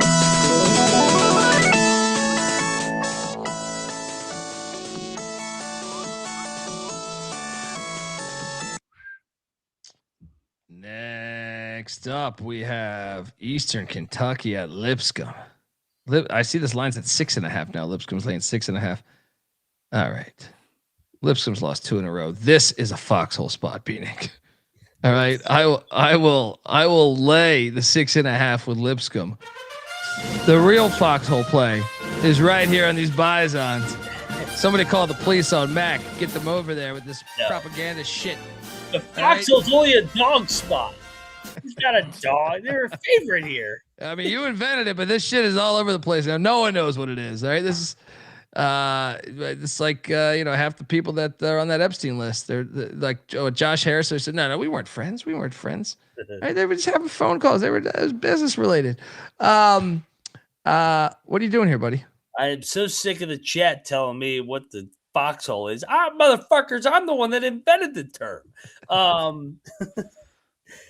I don't know. I'm not betting this game. I'm going to lay it and lock it with you, Colby. EKU got him the first time by double digits. Lipscomb's got revenge on the mind. They've lost 2 in a row. The line's already crept up against 5.5. So let's go. Double lock. Myself and Bieniek on the Bison. Big foxhole spot. Shout out to Edward in the chat. Yeah, watch out. Jerry Davis letting you know, buddy. He loves his Fighting Sioux, but don't fuck with the Coyotes in their forest, Mac. All right? Dude, I brought this up on the SGP show because I thought it was one of the better stories in life right now. You guys catch this fucking coyote that fucking swam to Alcatraz from San Francisco and he's been fat as shit over there because they had no predators over there. So he's just dominating on this fucking island.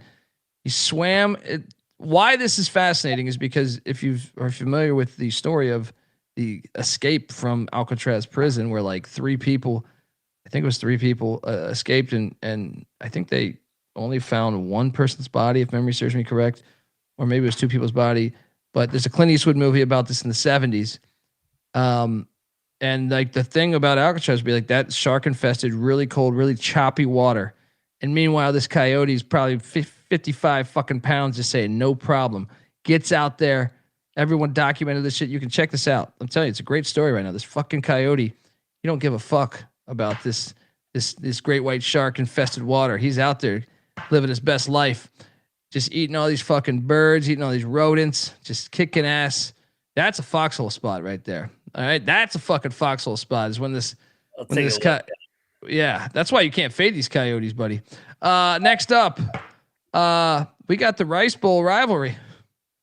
I'll say one by 1,000 on Saturday. ULM is in Jonesboro catching 19.5. Yeah. I'll lay it. No bet. It was a 27-point game the last time they played. Shout out to Edward. No bet. I'll lay it. No bet. I am not playing this fucking game. Are you kidding me? Shout out to Darius Jones. I like this. I like where this conversation is going right now. You watch these sea wolves swim up to 7 miles to hunt. Master swimmers. Let's go. Yeah, coyotes, really good swimmers, by the way, too. Check that out. No one locking this, correct? No. All right. Next up, we jump to this was one on the SGP card. They gave me a bunch of shit for this one, even though it's a huge game. It's a gigantic game within the Sun Belt. Troy has a half game lead on App State. Texas State is 2.5 games back. Now there's a bunch of teams in this mix. There's 5 teams within this mix, but or actually 6 teams, I think. But dude, this conference is hilarious. How many teams are in the Sun Belt? 14, right? Yes. What? 11 of them are all within 3 games. Yep, 6 and 7 are better. Fucking hilarious. I do think it's hilarious that this is the conference that committed to the ladder bracket format. Those idiots. I guess I got like Troy as much as I like him. First off, Troy just drilled. We just nailed Troy. That was our play when they. Oh no, we didn't. That was a time before they took on Akron, but I did take him against Akron. I gotta take the points in Texas State here. I know that they got lit up by Troy earlier in the year by 20.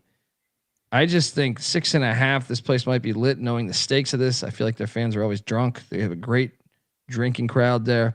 Yeah, Bobcats. Yeah, I think I want to go in on this because Troy just plays down to their level, and their 2 straight wins are gigantic wins too. What do you think, Mac? I think the Fun Belt will Fun Belt. I'll lock up Texas State. I'm with you. Yeah, and to Tito's point, the money line might be live here, dude. Like, yeah. Bieniek, what do you think? Yeah, I think Texas State's playing good ball right now, but if you look at all their recent wins, except for Marshall, they're all bottom half of the Sun Belt standings. So that means contenders, because they're 3 games out. Sure. But I'm fucking with you. But yeah, I'll take the Bobcats, but I don't love it.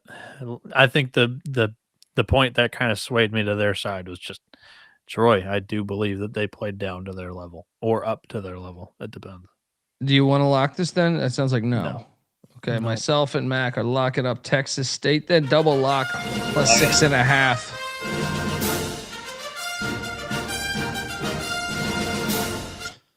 Next up, well, actually, before I get to the next game, I want to tell you that, the college basketball experience is brought to you by Underdog Fantasy. Yes, Underdog has you covered for pick'em for almost every sport. Get in on Underdog and win up to 5,000 times the amount of money they enter, or you enter, I should say.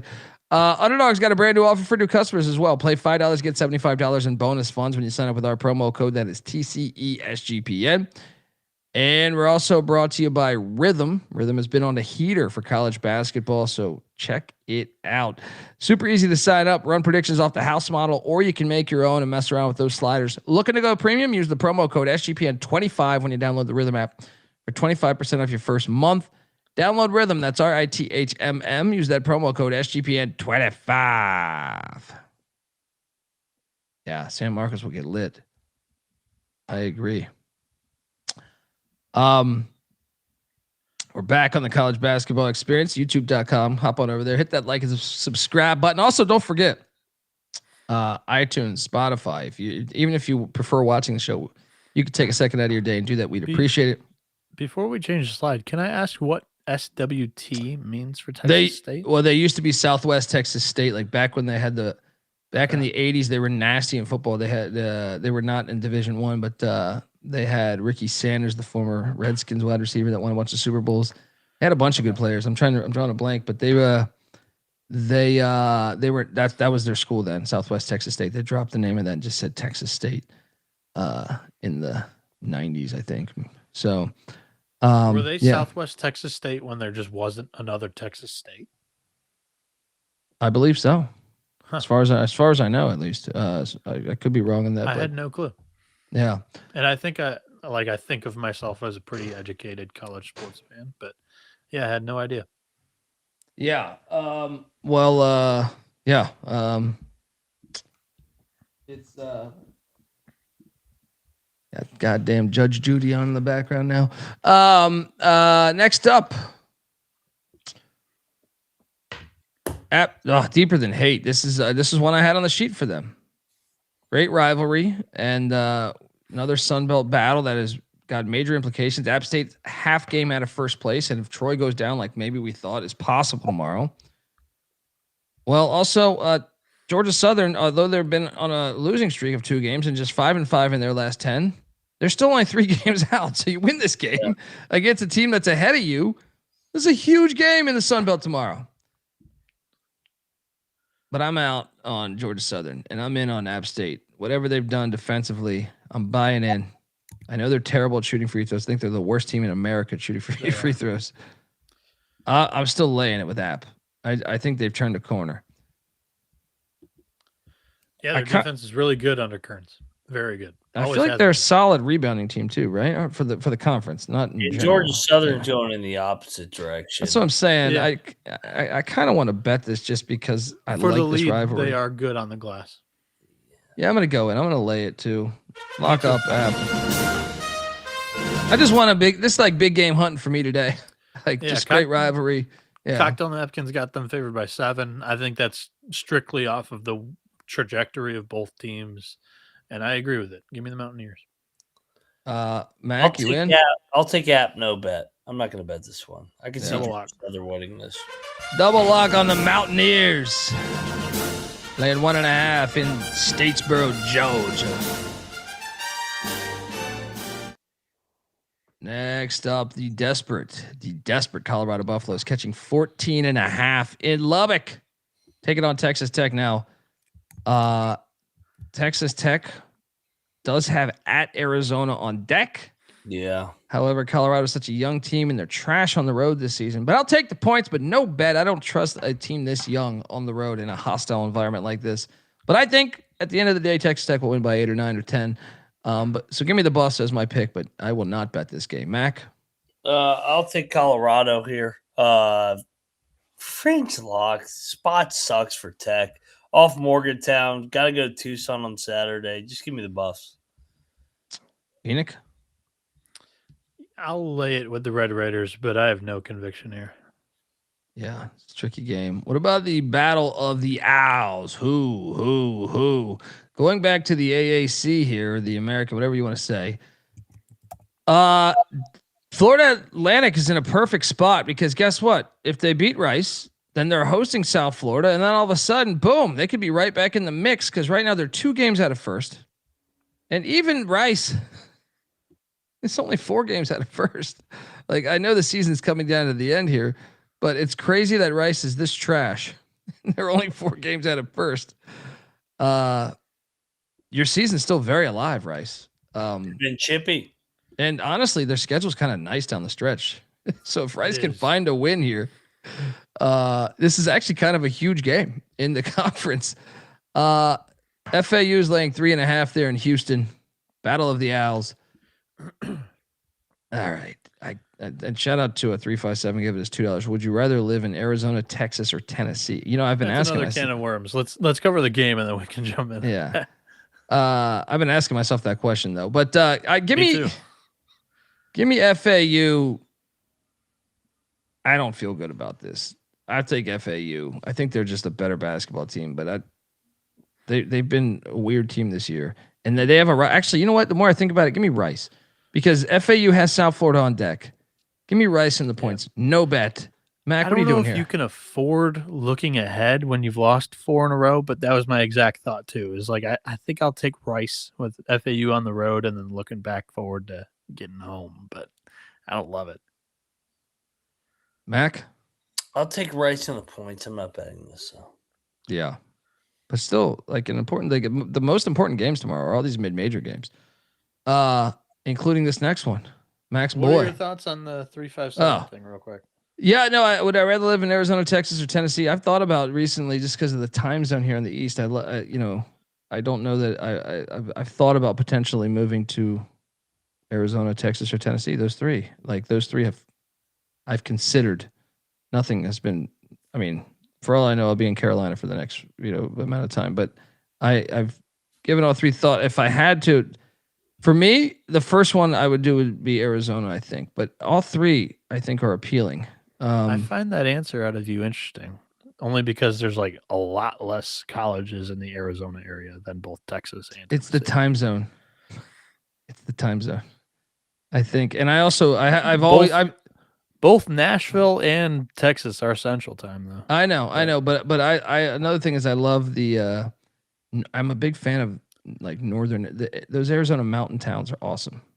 Gotcha. So I have spent a lot of time there doing stand up and stuff, and then just traveling through Arizona. So I'm a little more familiar. I mean, I've spent some time in Tennessee and Texas as well, but I've spent more in Arizona. So maybe that is stacking the deck.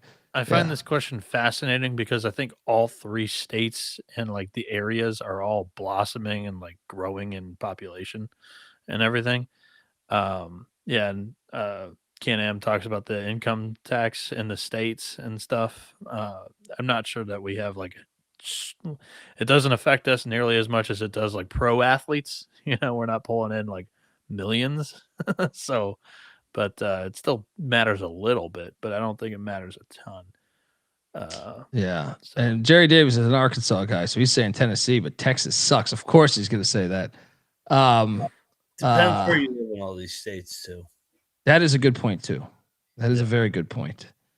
Like if I'm like Matola and out there in Yuma, Arizona, not sure I'm that attracted to going to Arizona. If you're telling me that, or you're telling me some spot in Tennessee or Texas. Well, I guess there's shitholes in all 3 states. Yeah. In every state, there's shitholes. But Yes. yeah.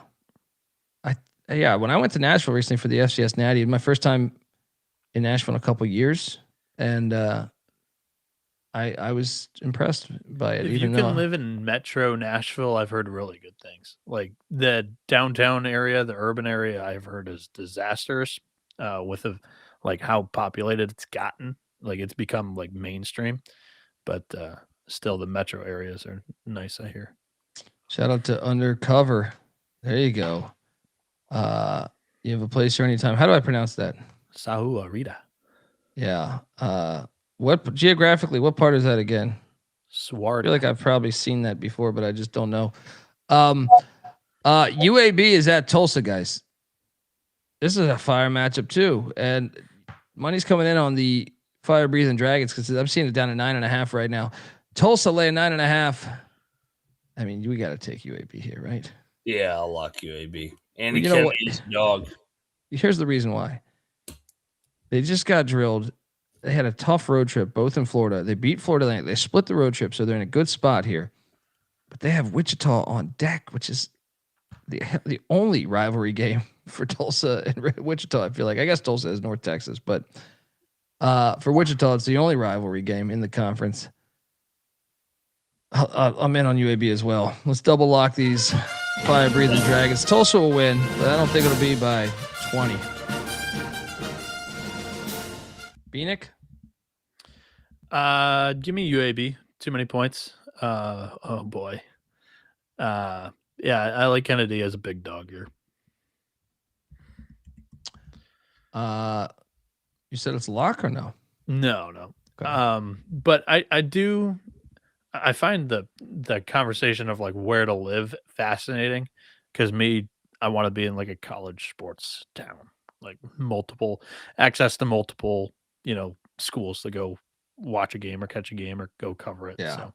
Well, that's why I could ultimately stay here, but at the same time, I don't know. Sometimes I think the time zone depends. The what one mood I'm area in. that's growing on me is like northern Kentucky, like Florence area, because I don't know, like I'm fascinated with how close it is to me at home still, and also the reach and wide range of variety of teams you can see.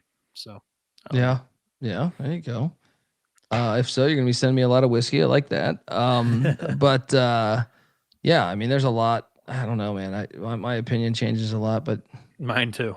Yeah. So I thought By the I was time close to pull the doing trigger- Charleston. I was close to doing Charleston recently. True. Yeah. By the time I actually pull the trigger to do it, I'll be like, oh, I should have went there. Yeah. I'm all over the place. Yeah. Another thing is like my parents are at this age where like they're, they're past 75 years old. So like, I want to give them time with my son. So their grandson. Yeah. So I'm kind of like, even though my opinion changes, I'm like, shit, I should move there. Then I see them with him, and I'm like, fuck, stay here for a little bit, So back and forth like a maniac. Shout out to Troy Morgan. Look at live, Dundee. I got some Blockbuster tapes I need help with, bro. Yeah, I'm your guy, dude. Be kind. Rewind. Let's go. If you know, that was the slogan back then. Double lock on UAB plus 9.5. Bieniek's also taking UAB. We lost Mac again. His fucking internet's terrible. Michigan is heading to Evanston, Illinois. The battle for is that Hewitt Trophy? Is that supposed to be silent in the J, or is that? I'll admit I'm a Michigan fan. I've never heard of that trophy name in my life. Carlston going deep. Sea diving here. Michigan laying 15.5 in Evanston. I'll take the points. No bet. What are you doing here, Bieniek? Yeah, George Jewett is the trophy between Michigan and Northwestern football. I had no clue. Yeah, I had no idea either. I don't think. I mean, is Michigan going to drill them? I feel like they're just so much better. But then I'm like, is this just a sleepy spot? Like, how excited are you to go to Evanston? I'm laying it with Michigan. I just think they're Even though you have rolling again. UCLA on deck. Yeah, I just think they're rolling again. Yeah, you could be right. I have zero confidence with this play. Give me Northwestern, but no. Are you locking this? No. Nope. Yeah, Jerry Davis. That's what I'm saying. Look, I think about it all the time as someone that lived in California too, and like the studios out there, and I'm like, gosh, sometimes or just a different time zone. But then I see them, and it's fucking Hewitt Trophy. Yeah, maybe I have heard of it then. But yeah, it's a constant struggle in my brain. Like Trophy was established in 2021, so it's like still got really new history. Didn't even know that it's a trophy game. Gotcha. Next up, we have the likes of Wake Forest at Georgia Tech. Is there a more boring? No, there is a more boring game coming up actually. So Wake Forest is laying 2.5. Give me Georgia Tech to ruin their season again. No bet. I mean, Georgia Tech to ruin their season again. Well, I feel like every time Wake, I know they're not sniffing the tournament right now, but it's Not like even close. I just feel like this will both these teams have lost 5 straight. This is just disaster of a game. Yeah. Deeks, no bet. This next one's the worst game. Stanford is in Chestnut Hill taking on Boston College. Stanford laying 1.5. What is this line? Oh man, you're telling me Boston College is going to beat Stanford? That's what the line is telling you. Stanford needs this. For what? I mean, aren't they still on the outside of that? Like, if you look at like the first, no, they were like a week ago. I mean, I know they lost since then, right? No, they beat Georgia Tech actually. You have the Noah Bieniek certified approval that they are done. No at-large chance. Really? Yeah. Okay. You would think with the 3 opportunities of teams that are in the mix right now. Who? Stanford. They're going to play 3 teams that are going to be in the mix, right? With SMU, who Mac just said is a 9 seed in bracketology. SMU and NC State and who? Cal, right? Because they're in the mix right now, right? Aren't they like first 4 out? Yeah. I don't think they're in right now though. But yeah, Cal's got a better chance than Stanford currently. This is a terrible game. Give me the line is telling. I just don't think Boston College is good. Give me Stanford. No bet. Yeah, I'll agree with you on Stanford, but no. Next up we have Missouri at A&M. Buckyball needs a win. And the line is agreeing with my play on SGP. I laid it with A&M. It's at 7.5 now. So yeah, I think they win by double digits against Missouri, but I'll lock it. Yeah, I'm locking it too. Yeah, double lock on the Aggies. Cocktail Napkins got this game at 9.5 for Texas A&M. Missouri's kind of struggled on the road this year, so we'll go Aggies. They've taken it on the chin the last couple of games. They have a good result here, and then I think they continued to skid afterwards. They've got Vandy, just Vandy, and then Ole Miss, Oklahoma. They should win, and then their finish is rough. Yeah. Next up, TW on Mizzou money line. He says. Next up, Liberty in Las Cruces. Flamin' Libs only laying 3.5 because this is a ridiculously far trip. New Mexico State did just lose a rivalry game in overtime to UTEP. What the fuck is this line, Bieniek? This line really smells because the Cocktail Napkin has it nowhere near this. Well, if you remember the first matchup, though, I believe it was a buzzer beater, right? Wasn't the first matchup like? I feel like I watched this. This was nationally televised. Like, didn't Liberty barely get by? You're right. It was only a 2-point game. So maybe Hooten's defense and style play fucks with them. Maybe. Yeah, physical defense. Liberty's got a small backcourt, so that could be it. I'll take New Mexico State. No bet. I agree. Next up, we have Tennessee at Mississippi State. Tennessee laying 7.5. It's too much for me. This is like fringe lock territory. Actually, I will lock Mississippi State. plus 7.5. Tennessee wins by, I mean, shit, it wouldn't even surprise me if Mississippi State gave them a game, but I think the style of play is going to be incredibly ugly tomorrow. Hail State stays in the game.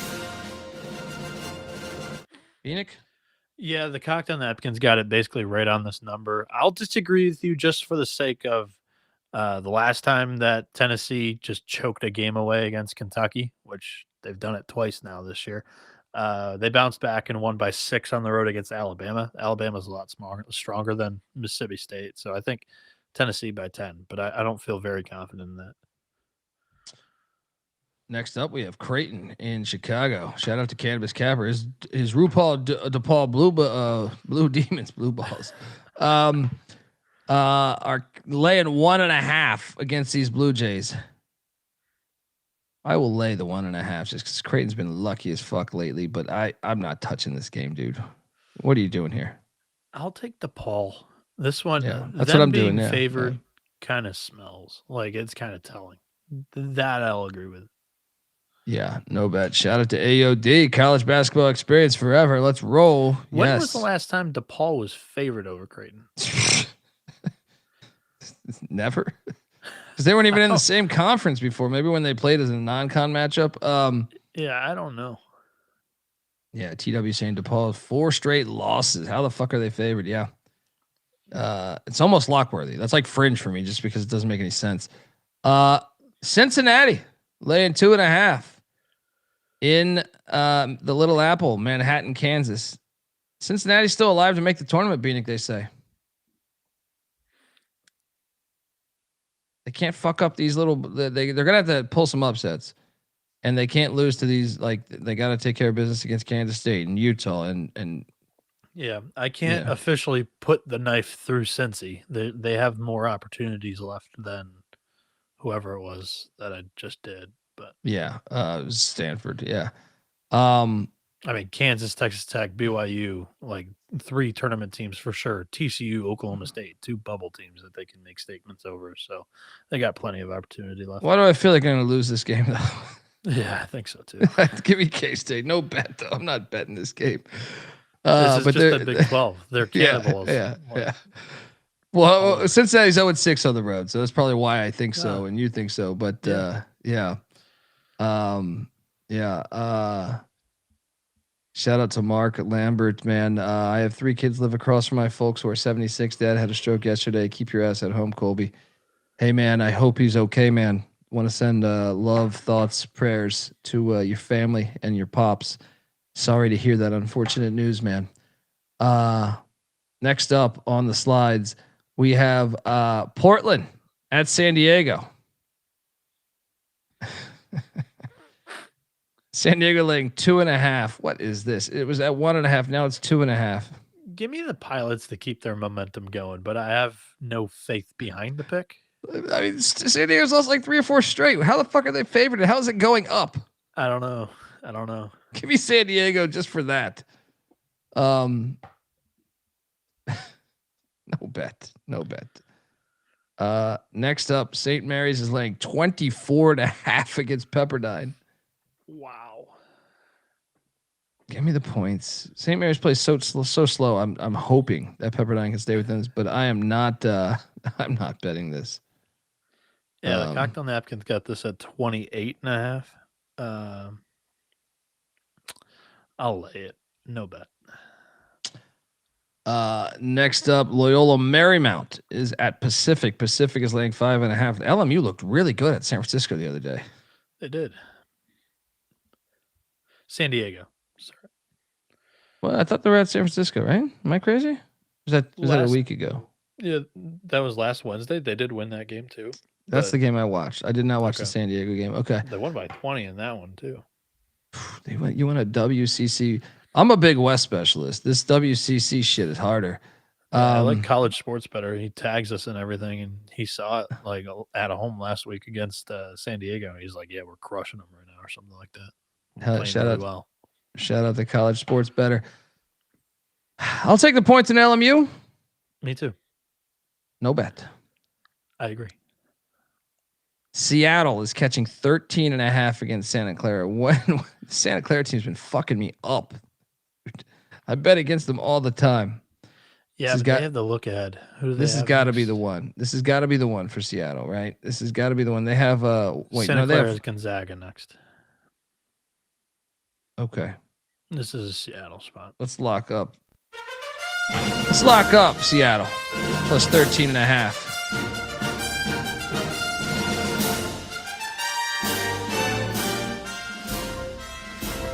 And shout out to Mark, who his pops enjoyed a Purdue win at the hospital there in Lafayette. Yes, brother. Glad to see that makes us feel even better about Purdue winning. Yeah. And I hope they continue to win, and I hope your dad continues to win against time. All right, let's go. Bieniek, you locking up Seattle too? Yeah, your dad's stronger than me because Purdue almost gave me a heart attack today. There you go. There you go. Yeah, I'll lock up Seattle too. That is a double lock, triple lock. Jerry Davis jumping in on Seattle as well. Let's go. Welcome to the party, pal. We're playing live. Triple lock on Red Hawks. Where the fuck that is? Seattle. Money line sprinkle, says Joe. I don't mind that. I don't mind that. Let's go. I like it.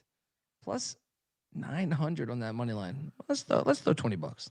$20 on Seattle here. 2 more games left. This game is fantastic, and this actually does have gigantic stakes. This was on the SGP show. We talked about this. New Mexico at Grand Canyon. Bieniek, I know right now Utah State and San Diego State have they're both at the top, right? And they play one more time in San Diego. Utah State has a half game lead over the Aztecs. But right behind that is New Mexico, who just lost 2 games at the pit back to back. Yeah. 2.5 games out. Steve Alford, Nevada, 2.5 games out. Grand Canyon, 3 games out. I'm going to go ahead and say the loser of this game is going to be eliminated from being able to win the regular season championship in the Mountain West. So high stakes here in Phoenix. And Grand Canyon's laying 1.5. And this is strictly an arena play for me. New Mexico is not playing good right now. But I just think it's the arena. This place is fucking bananas. It's a very hard game to win, especially when you have a rather new team. Now I know it's February, so this team's not new anymore. But they don't have experience playing in this building. So I will lock up Grand Canyon. I can't wait to watch this game as just a college basketball fan. Curious what you're doing here. And do you think either could still win the conference? Don't feel amazing about either one of them being able to pull the comeback off. If there was one that I felt a little bit better than, it would be Grand Canyon just because of the remaining schedule.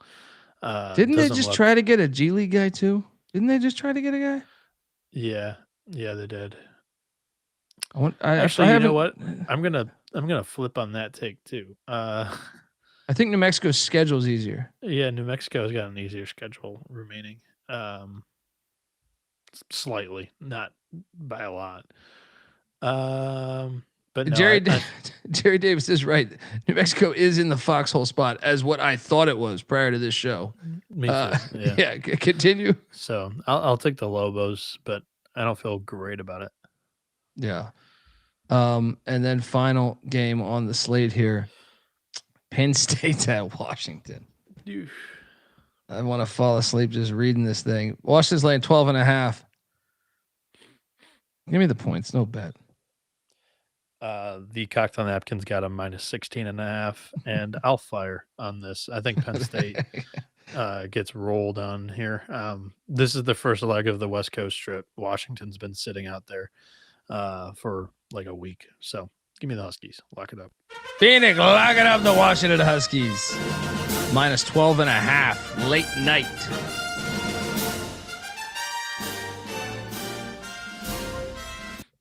Yes, Nick, I think you're right. Okay, so that's for next year. I wasn't sure. I just saw the headline. I didn't click on it. So, but yeah, that is the name of the guy. Hilarious. Fucking hilarious.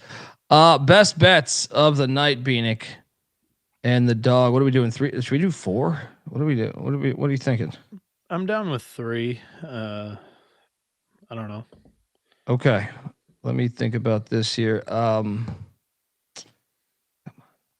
Shit is freezing. Let's go. I do think Colgate is one of them. At Holy Cross.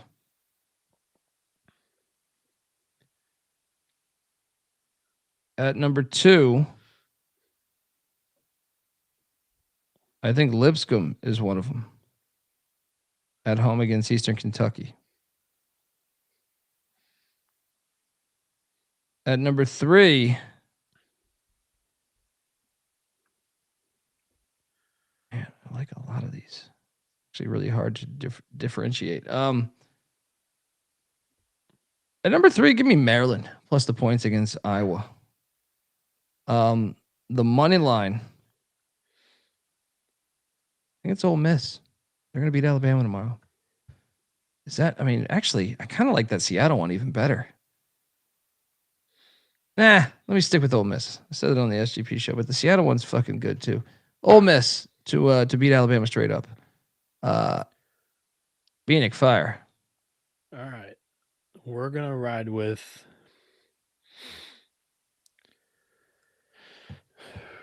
finalizing my third lock here, but the dog is Austin P. It's a little yapper. They're plus 115 on the money line. I think they get the job done against Queens. Kent State minus 9.5.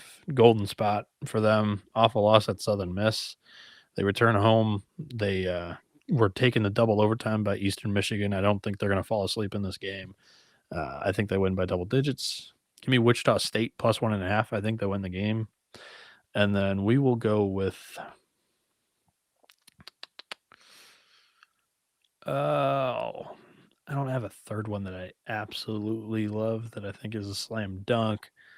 I'll take fuck it. Florida minus 7.5. You forced me into that one, but that'll be fun when they win. What was your dog? Austin P. Okay. Plus 115 on the money line. There we go. Shout out to Tim 99-3D. Giving us $10. You guys are goated. Appreciate you with the 100 sign. Thank you. Likewise, man. It's appreciate you coming in here and then helping us out like that, but also just coming in here and checking us out or downloading us or however you check our show out. It goes both ways, brother. I like this from Nick because this would be hilarious. It would bring St. Mary's back into the race. That would. Nick saying that would be classic Herb Sendek to lose at home versus Seattle and then beat Gonzaga. I like that Seattle money line. Look, there's honestly, I gave this away earlier, Bieniek, and I know you're not with me on a lot of these. I think there's a lot of nice dogs on the money line tomorrow. I think Maryland is capable of beating Iowa. I think Virginia Tech is capable of beating Clemson. I know we differ on the Florida-Georgia thing, but I think Georgia could be live there. Ole Miss, I like their chances against Bama. And then you add in the one I agree with you, I think. Yeah. And then you add in the Seattle play, which at first coming into the show, I didn't have that as a thought for the money line. But I think that makes a lot of sense as well. So yeah, there's a lot of dogs that I think have good value. I don't even think UAB is that crazy. Right? I think they're going to lose. But I definitely like the 9.5. That if I had to do a fourth lock, that's what it probably would have been. Would be UAB with the 9.5. Anyway, folks, appreciate you rocking with us. I don't know for Max Picks, you got to check out the SGPN app. Free to download in the App Store and Google Play Store. Shout out Tim too. Yeah, and the money line round robin, like I said, how about that? I just gave it away. Yeah, you just give it. Yeah, Seattle, Ole Miss, Iowa. There was another one, and I'm not going to use the Florida Georgia one because Bieniek's battling me. Let's go. The other one is Virginia Tech. How about that right there? And if you want to add the Florida Georgia one or UAB Tulsa, that's on you. But that's what we're giving out here. Bieniek's on Twitter at Noah B77_. I'm on Twitter at TheColbyD. Moneyline Mac on Twitter at Moneyline_Mac. Please tweet at him and tell him how shitty his internet is. And how terrible the guy can't even finish a pick show these days, right? I mean, just West Virginia internet, unbelievable. We got a college football experience show tomorrow scheduled, talking North Dakota State to the Mountain West, talking some of the other group of 5 head coaching hires By the way, that reminds me, I'll be out tomorrow because I have a 6 a.m. flight on Thursday. So there we go. So it will probably be me by myself. All right. Just with Max Internet. He'll be there for 5 minutes. He'll say hello. And then I'll go back to he'll go back to sledding with those chicks, apparently. Anyway, appreciate you rocking with us. YouTube.com/The College Experience. If you could take a second out and like the second out of your day and like the video or subscribe on iTunes or Spotify, we would certainly appreciate it. Colby, can I say that underdog again for the round robin? Sure. Seattle, Virginia Tech, Ole Miss, Maryland. Let's roll. Appreciate y'all. Till next time. This is the College Basketball Experience. Make sure to check out the College Baseball Experience too. The season starts Friday. Map Crow's onto something here. It wasn't a Wi-Fi. It was the cops. Oh, you saw them coming in heavy. We there. saw them. Yeah. Too many parking tickets. Too many $5 parking tickets. Yeah. Yeah. It's the College Baseball Experience episode Thursday night, right, Bieniek? Yes, sir. Yes, sir. We got live from Arlington. And if you forgot, folks, college baseball, the first day of the season's Friday. You got games Friday, Saturday, Sunday, Monday, Tuesday. I mean, we're just live bullets. Check it out. All right. Till next time. This supplement to college basketball season. It is. Till next time. This is the College Basketball Experience. You better start thinking about yours. And we out of here. I know the human being and fish can coexist peacefully.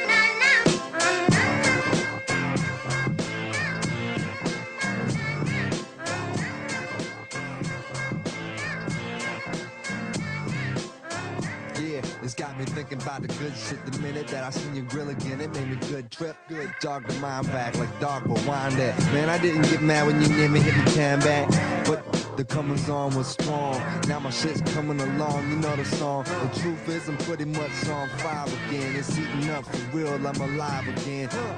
And that's the attraction factor. Vancouver, Michigan with my rap disaster, yeah. You know you want it how you want it. No need to trip, cause I got it, doggone it. It's all yours and the extras too. All the super music and the sex for who? Just get it straight, cause he caught me in a good mood. Let me demonstrate what this time of year could do. Sing it.